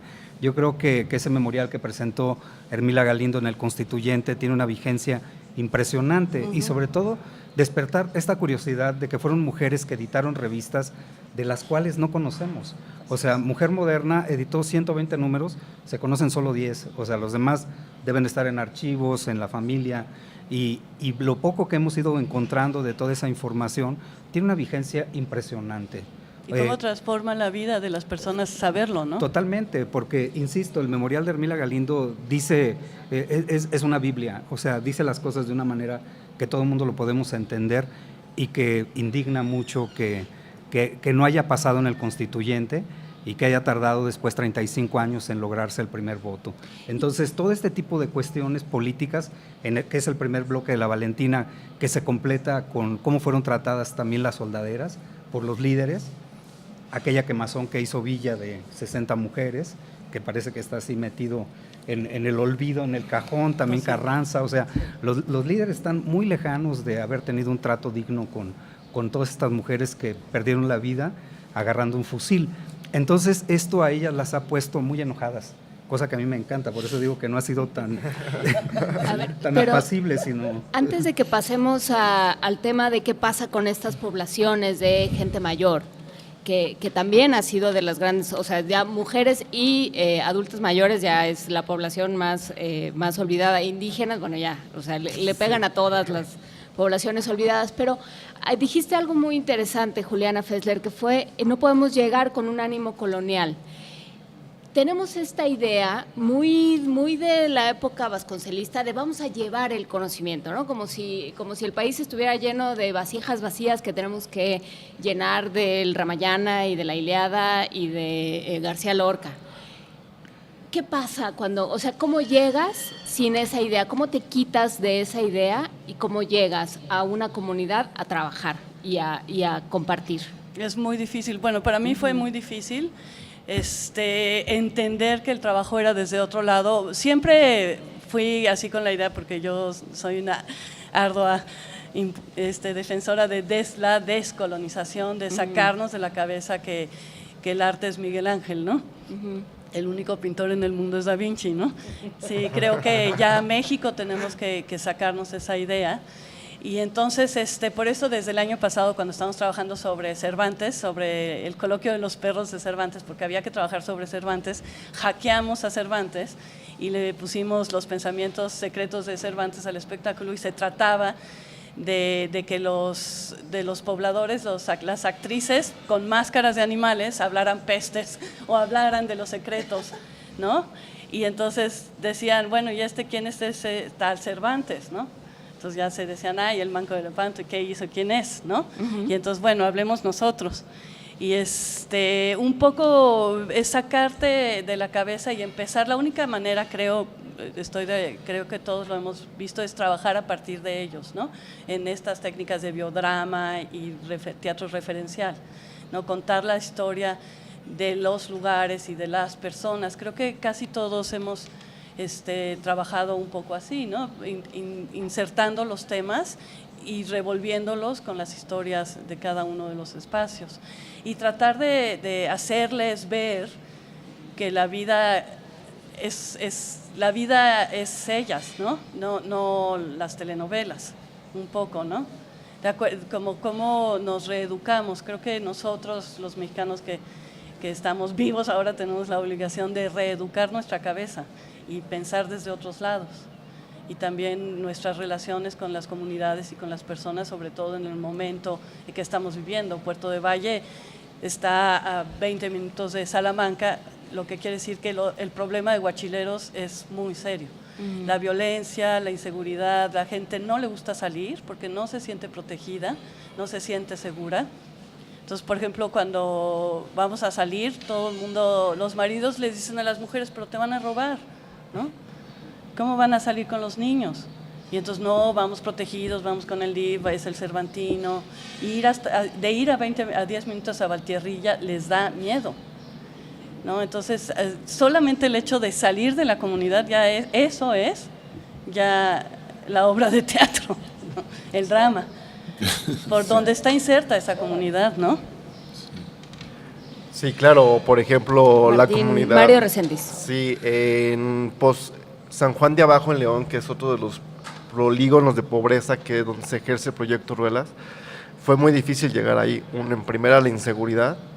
La directora, que en este momento es esta Sara Pinedo, le costó mucho y le ha costado trabajo tocar a la comunidad, y es el trabajo de los directores que puedo admirar, que es tocar puerta a puerta y convencer a la gente de este nuevo ejercicio, de esta nueva manera de relacionarse con el arte. Y esto lo es admiración, porque es tocar puerta, invitarlos y que la gente acepte y que confíe en el programa, porque al momento dicen todos sí, pero sobre la marcha ya va saliéndose uno, va saliéndose dos, y son temas tan sociales como la inseguridad, la falta de trabajo, la falta de oportunidad, la educación, que hace que el proyecto se reduzca, ¿no? Pero esta reducción puede sumar esfuerzos también, de ver todo el trabajo en conjunto de 5 señoras o de 5 niños, puede crecer a 10 o a 20, y ahorita siento que el proyecto Ruelas en sus comunidades está muy estable. Tiene una formación, ya hay un grupo artístico, un grupo teatral como tal. Entonces, esta labor de tocar, de convencer, sí es de admiración para los 4 directores del proyecto Ruelas. El otro director es Raquel Araujo. Ajá. Pero ellas nos la encontramos ahorita en Pozo Blanco, en San José Iturbide. Entonces, ella venir a Guanajuato ahorita implica 2 horas y media de tiempo. Y la respuesta del público, Luis Martín Solís, ¿cómo es? Porque también tenemos un público teatrero exigente, a veces cruel, a veces pretencioso, pero a veces de lo más abierto a las diferentes expresiones artísticas. Es muy plural el público mexicano de teatro. ¿Cómo les responde cuando presentan estas piezas? Bueno, en mi caso creo que ha sido... eso no lo debe decir, pero creo que ha sido un éxito tremendo, porque sí, en mi caso sí me interesa mucho todo este universo que tienen, como en el caso de la gastronomía, pero también me interesa mucho acercarlos a un asunto artístico muy distinto. O sea, porque aún viviendo en Guanajuato, la gente de Guanajuato no participa mucho del festival. La gente de Guanajuato también se aísla del festival. El festival puede serle un estorbo que viene a saturar la vida y llenar las calles. Entonces, por ejemplo, en el caso de Cervantes, pues nadie conocía nada del Quijote ni de Cervantes. Entonces, hicimos un velorio a la mexicana, donde a partir de chismes se iban enterando de las mujeres, que sí, de los pleitos, que de esto y que el otro, pero la gastronomía era el centro, que además la novela es una...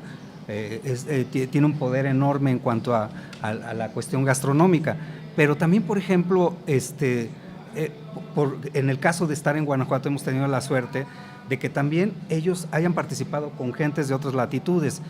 Tuvimos un encuentro con la Escuela del Cuerpo de Álvaro Restrepo, entonces tuvieron toda una mañana con 15 bailarines, tuvieron clase, les dieron masaje, ellos les hicieron una comida, justo a partir de esa comida que les ofrecieron, me vino la idea de hacerlo de la gastronomía. El año pasado fuimos el cortejo fúnebre de Cervantes para la conmemoración de los 400 años, con la Grande Chapelle y la Escuela Antigua. Bueno, pues ensayaron con ellos, estuvieron en la misa de cuerpo presente, o sea, entonces todo esto que es un universo que les queda muy lejano, de pronto poder participar con Recasens y gentes, o sea, bueno, ese concierto fue una ascensión, o sea, fue memorable. Entonces, también acercarlos a ese otro tipo de cosas creo que es bien importante, porque finalmente la ciudad es lo que ofrece y a veces esa población no participa ni forma parte de ella. Entonces, que ellos puedan estar además como personajes dentro de un proyecto, me parece fantástico. Y de eso que habla Luis Martín, que son las grandes figuras de la escena internacional. Álvaro Restrepo pues es una de las grandes figuras de Colombia, un gran coreógrafo, un gran bailarín en su momento, y que de pronto pueden transmitir y quedarse en Guanajuato todas esas experiencias, que es lo que tendría que dejar el festival, o festivales como este, ¿no? Sí, que puedan participar con figuras muy importantes. Este año es probable que a lo mejor participen con una compañía francesa, todavía no han visto, van a necesitar gente, entonces eso yo creo que también para ellos es importantísimo. Creo que es una experiencia que rebasa lo que no te imaginaste. Incluso la gente que está en teatro, pues pocas veces tiene esa posibilidad de participación, entonces me parece fantástico. Sí. ¿Cómo funciona? ¿Cuánto tiempo pasan en las comunidades? ¿Cómo se decide, Mario Reséndiz, cómo se deciden a los directores, los proyectos, las comunidades en las que se trabaja? Bueno, se hace la convocatoria y bueno, se sigue trabajando con los directores y a partir del mes de mayo se empiezan los trabajos de montaje y escena y nosotros como festival nos toca vincular con las instituciones y con los municipios participantes el apoyo en cuestión de hospedaje, alimentación y convocatoria, transporte, y desde ahí se empieza a trabajar el proyecto. El tema siempre se les invita a los directores que sea el tema al eje temático del festival. Por ejemplo, todo el año anterior fue referente a los 400 años de Cervantes y este año a los 4 les encantó la idea de llevar algo de revoluciones. La revolución, o sea, iban a manejar teatro clásico, pero dijeron, se pusieron revolucionarios, dijeron, nos vamos con revoluciones todos y los coros están manejando temas. Juliana sobre la revolución de la medicina, que en general lo que está hablando, Luis Martín sobre las mujeres revolucionarias en México, Sara Pinedo sobre la revolución de la tierra, de cómo han sido, primero eran cultivos y ahora son casas, y ahí también podemos ver un polígono de pobreza y que no es lo mismo la pobreza de campo, rural, a la pobreza de ciudad. Y Raquel Araujo, pues ella nos va a hablar un poco del árbol genealógico de la comunidad y cómo ha revolucionado la genética, y reafirma este año también con las obras de Cervantes, ¿no? Entonces, este fue el tema de ellos y este año sí, hacen mucha alusión a las revoluciones. ¿Y qué pasa cuando llegas a las comunidades, Juliana? ¿Cómo? ¿Te bajas del transporte y...? Nosotros este año de plano nos instalamos en una casita en la comunidad y estamos viviendo ahí, y entonces ya estamos todos gorditos de todo lo que nos dan de comer. Y se vuelve este año ha sido una relación íntima. Hemos vivido con ellos los casamientos, los 15 años, los velorios, y ha sido pues estar ahí, vivir ahí. Ya somos más de Puerto de Valle que cualquier otro. Y ha sido, ¿qué pasa? Pues pasa que la gente empieza el grupo de teatro se ha hecho muy sólido. Ellos participan en la creación de las cosas y ya nos dicen, hay que hacer esto, y ahora se inventan sus escenas sobre los temas. Y siento que la evolución, como el acercamiento a expresarse de alguna otra manera, es súper importante, ese aprendizaje, como lo dice Mario y como lo dice Luis Martín, acercarte a otro tipo de manifestaciones. Por ejemplo, antier que estuvimos en Yuriria, estábamos en la Casa de Cultura y los niños se pusieron a ver una clase de ballet para niños y estaban absolutamente en shock. Nunca habían visto esa posibilidad del cuerpo y estaban, pero totalmente transformados. Entonces la maestra se dio cuenta y terminó su clase y los invitó a ella a darles a ellos una clase. Y todos, niños, niñas de todas las edades, se pusieron a hacer una clase de ballet.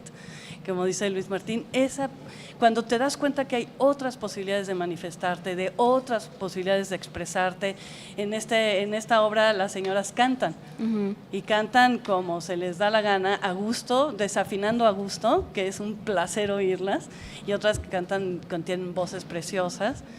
Ha sido también llevarlos a atreverse, a mostrarse, a exhibirse con valor y con orgullo de lo que son.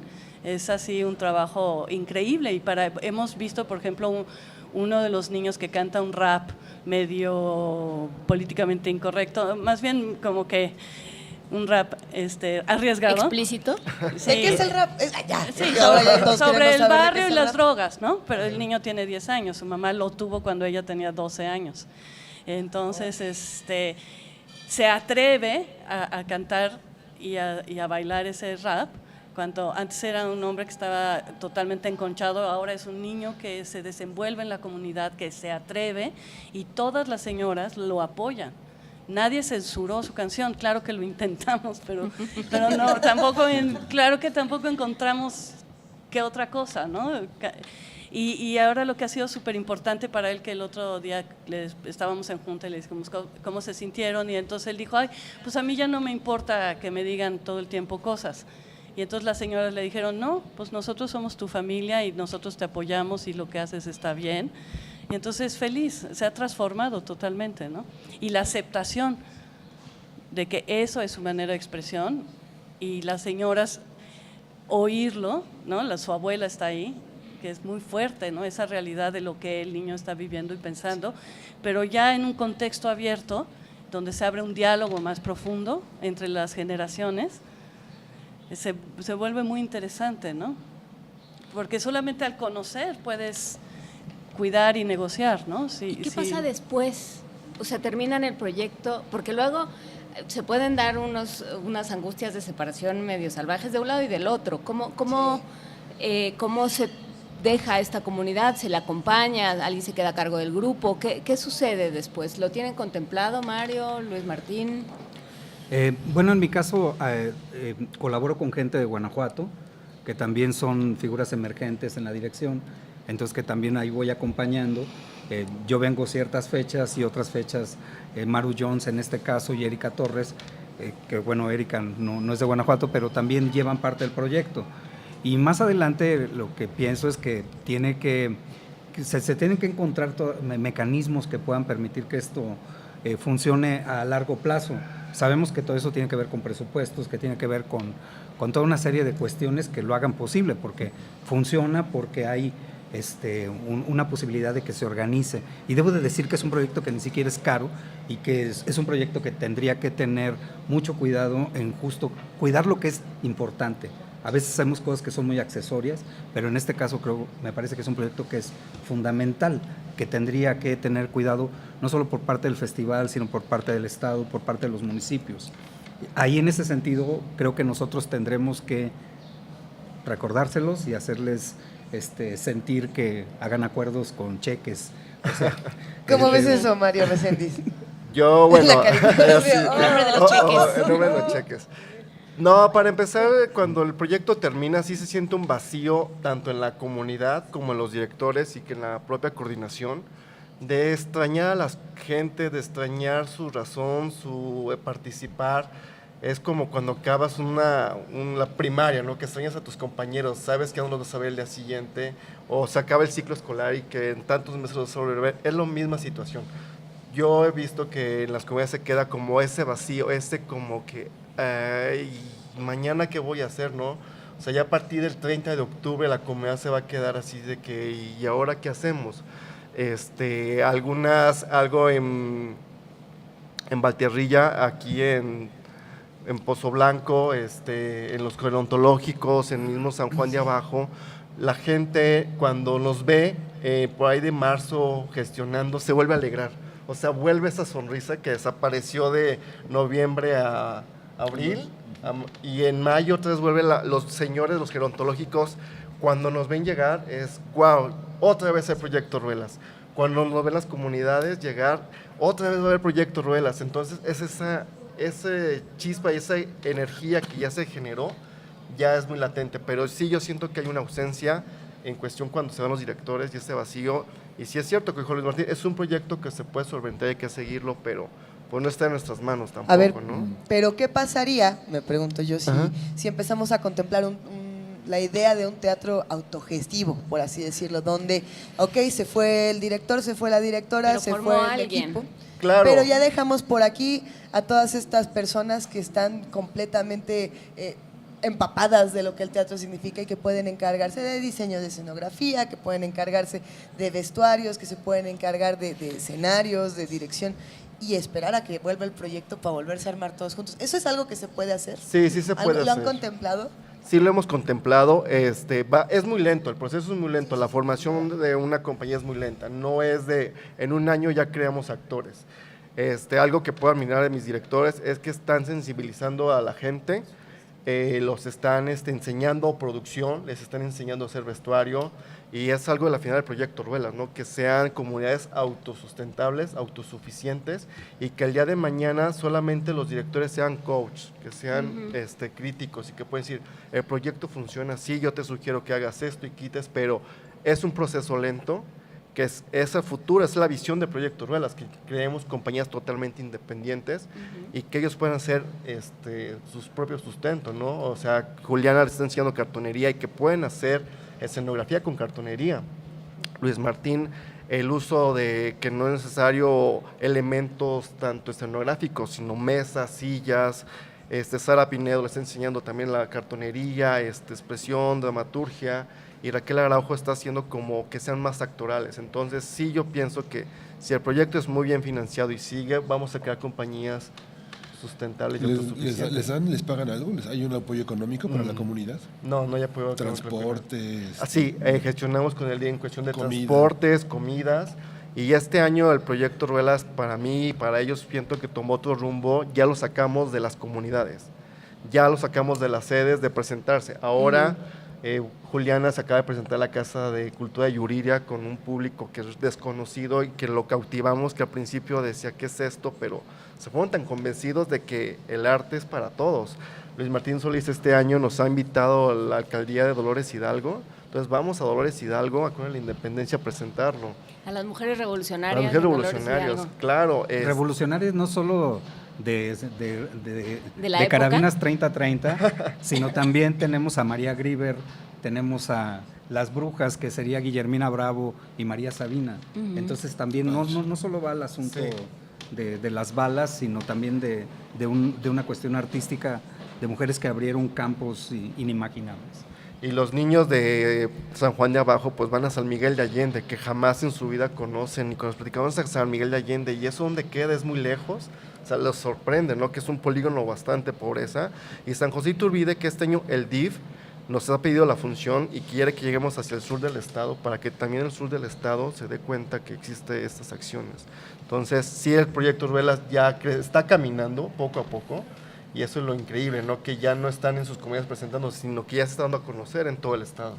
Tenemos muchas preguntas en redes sociales, muchos comentarios en @movimiento, también en Facebook Live, en Diagonal TV UNAM, en fin, nos han estado preguntando desde cómo se hacen las escenografías, las primeras impresiones que tienen las comunidades cuando los directores llegan, las reacciones, de todo un poco hay aquí, pero también preguntan y si este proyecto se puede replicar en otros espacios. Ahora sí que para cuándo en la CDMX, para cuándo en el norte del país, en otros espacios donde esto es urgente, sin duda. ¿El proyecto Ruelas tiene opción de replicarse o han contemplado como directores, como coordinadores, moverlo a otras latitudes? Pues el festival ha tenido ya la propuesta, ya nos ha hecho esa propuesta, pero por el momento en el estado. Yo insisto que es un proyecto que no es caro. O sea, tenemos una cantidad de cosas inservibles, o sea, en las que se gastan millones en tonterías. O sea, este proyecto de verdad, yo viéndolo, digo, Juliana, estamos acostumbrados a trabajar en proyectos de muy variados perfiles. De verdad es un proyecto que yo no le veo un problema económico. No o sea, necesitaría... de verdad, tendría que tener una cuestión política muy decidida de tenerlo parado, no solo en este estado, sino en muchos otros, porque de verdad te puedo decir que de pronto uno hace proyectos con mucho presupuesto, pero en lo personal a mí este proyecto, yo no he sido tan social a lo largo de mi vida y me ha sorprendido de una manera tremenda. El que más ha aprendido en esto he sido yo, ha sido un proyecto verdaderamente sin sensibilerías ni nada, sino verdaderamente estar viendo gente que está a 83 años y que puede tener unas bodas de oro de su hija y le dice, hija, tengo función, voy a tu misa y después regreso a la fiesta porque tengo función. Eso no lo ves en jóvenes, o sea, no lo ves en escuelas de teatro, a veces ni en actores profesionales. Entonces, verdaderamente tiene un impacto muy fuerte y no es un proyecto que verdaderamente requiera de tanto. Simplemente tiene que estar coordinado y organizado. ¿Qué se necesitaría? Que tener voluntad política.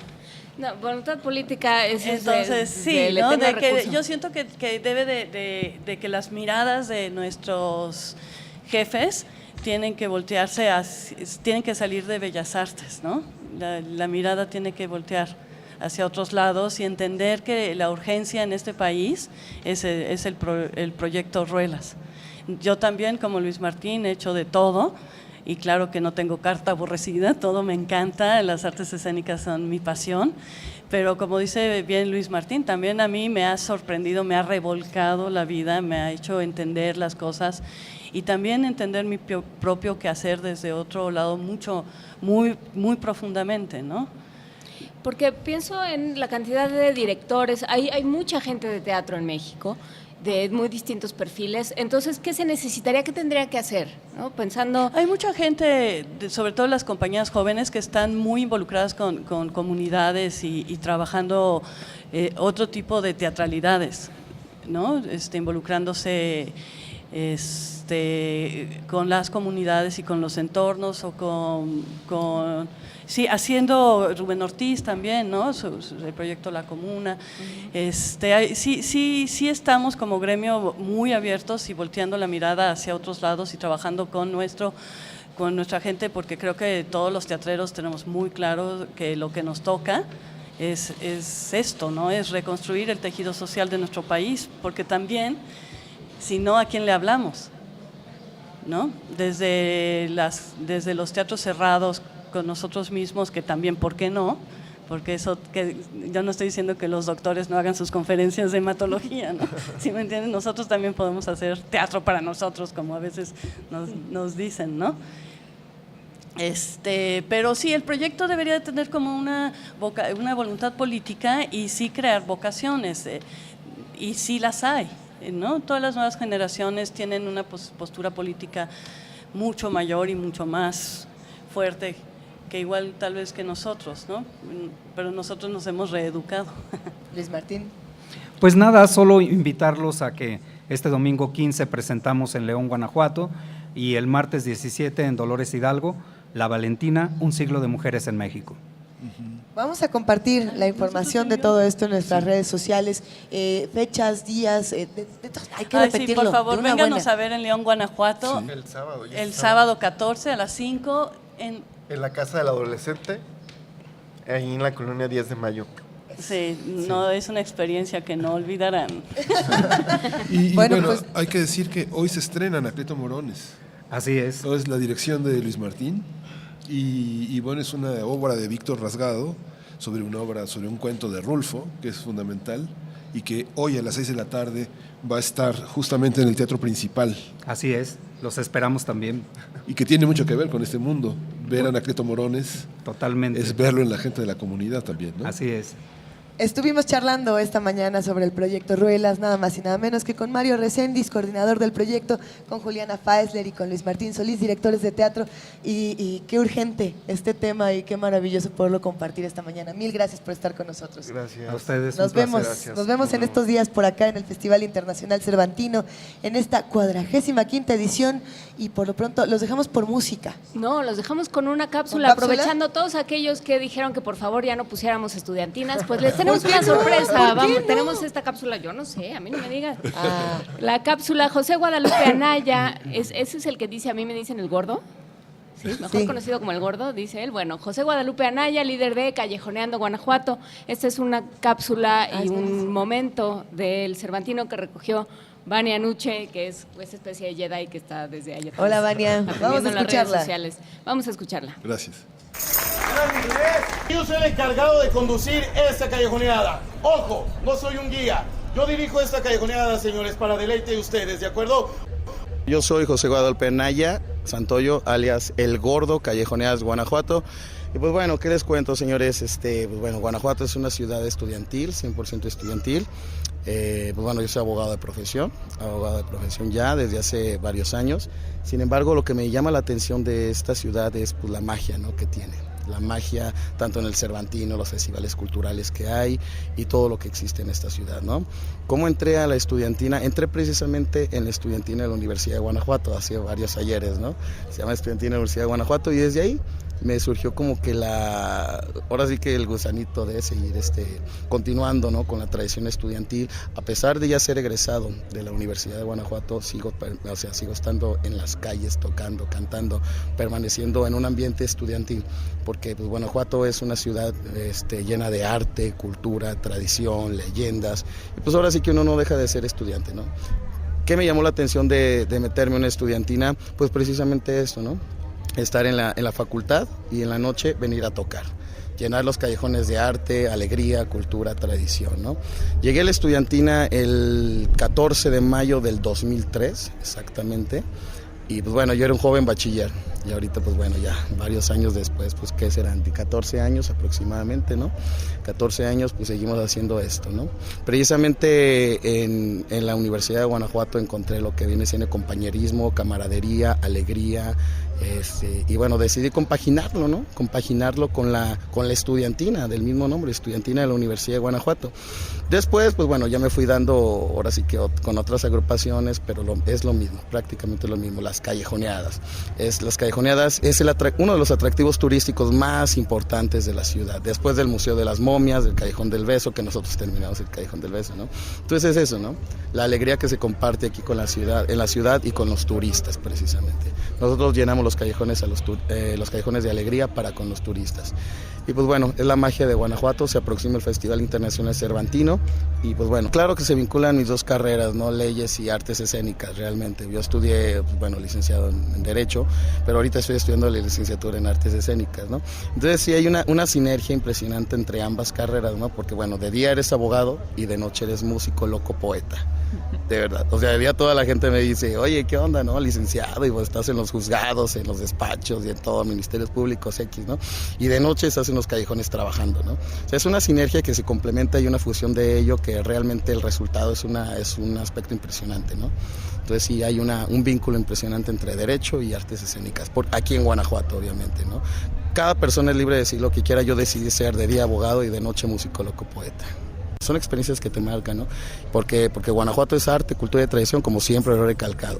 Bueno, sí quisiera invitar a toda la gente que nos escuche, que venga a Guanajuato, que venga a las callejoneadas, que venga a lo que es esta ciudad cervantina, capital cervantina de América, y que disfrute, ¿no? Lo que esta bella ciudad tiene para ofrecer, no solamente al público en general, sino especialmente a los estudiantes, porque esta ciudad es netamente estudiantil, 100% estudiantil. Bueno, tenemos aquí estudiantes de ingeniería civil, ingeniería industrial, ingeniería geomática, tengo compañeros de música, tengo compañeros de estudiantina que estudian derecho, algunos son bachilleres también, tengo ingenieros geomática. Tengo químicos también aquí, y bueno, licenciados en turismo, ya egresados, maestros, o sea, que están dando cátedra frente a grupo de la SECSEP y así en escuelas de primaria, secundaria, pero que han estudiado desde joven, o sea, están en la estudiantina y habían compaginado sus estudios con la estudiantina, ¿no? Como yo en algún momento de mi vida lo hice, ¿no? Entonces, pues sí, tengo muchos universitarios egresados. No hay un promedio básico de edad. Entre 18 años a, ¿no? O sea, 35, 36 años, ¿no? Obviamente los que ya estamos en el tercer piso, como dicen por ahí, los que ya estamos en el tercer piso somos los turnos experimentados, ¿no? Pero sí hay jóvenes así que se integran a nuestras filas para descubrir lo que es el verdadero arte estudiantil, ¿no? De que puedes compaginar tus estudios universitarios en el día y a la noche ganarte unos centavos para solventar tus estudios, ¿no? Entonces, pues ya los que estamos en el tercer piso para arriba, pues ya somos egresados y ya. Bueno, realmente esos recorridos nos maneja ahora sí que nos rige el Ayuntamiento de Guanajuato. Entonces a ellos tenemos que darle cierta, participación económica al ayuntamiento y a nosotros nos dan algo simbólico, o sea, 200, 300 pesos a la semana, ¿no? Que se va directamente a los jóvenes estudiantes que realmente quieren salir adelante. Nosotros pues tenemos, ahora sí como te dije anteriormente, el tercer piso tenemos otro trabajo y hacemos esto prácticamente por amor al arte, para divertirnos, para estar con el turista, para que vean la esencia de Guanajuato, porque uno de Guanajuato quiere que su ciudad sea reconocida mundialmente, ¿no? Festival Internacional Cervantino 2017.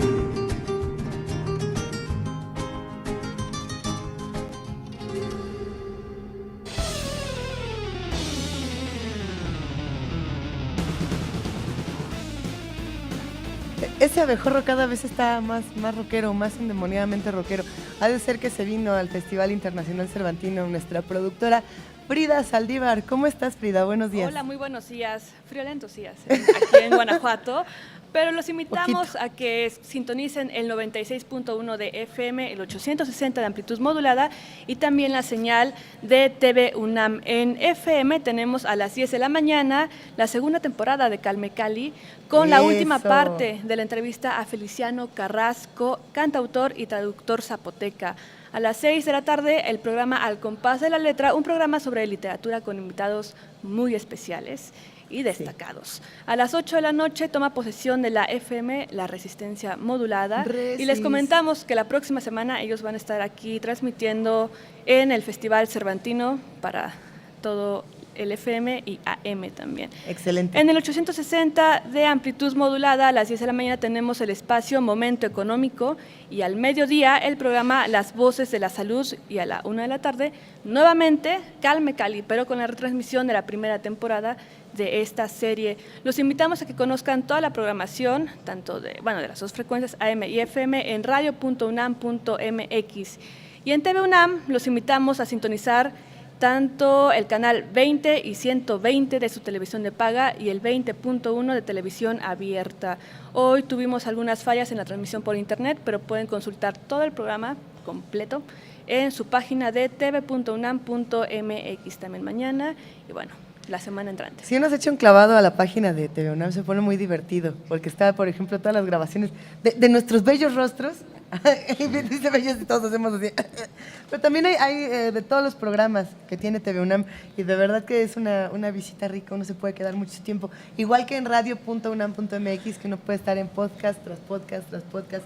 Pero bueno, pues muchísimas gracias, querida. Excelente día, muchas gracias. Gran día. Oigan, antes de que nos vayamos, nos queda un minuto para decir que no podemos estar ajenos a las noticias de la cultura y de lo que pasa alrededor de este planeta. A ver, Estados Unidos anunció que el 31 de diciembre de 2018 dejará de ser parte de la Organización de Naciones Unidas para la Educación, la Ciencia y la Cultura, mejor conocida como la UNESCO, por considerar que el organismo internacional tiene una tendencia anti-israelí.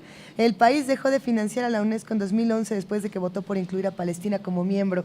Es nada más una chispita de lo que va a pasar por ahí el año que viene. Y es una carambola de varias bandas de la cual tendremos que hablar con mucha más amplitud para ver qué significa y qué regiones del mundo toca y qué implica para todo el trabajo que hace la UNESCO. Contra estos horrores del mundo, mejora el pensamiento, la cultura y la inteligencia. Gracias, querida Juana Inés de esa. Gracias, querida Miguel Ángel Quemain. Gracias a todos los que hicieron posible el programa. Gracias, Juana Inés. Esto fue Primer Movimiento. El mundo desde la universidad.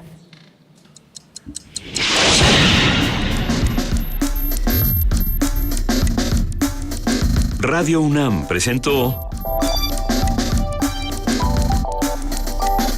Primer Movimiento. El mundo desde la universidad.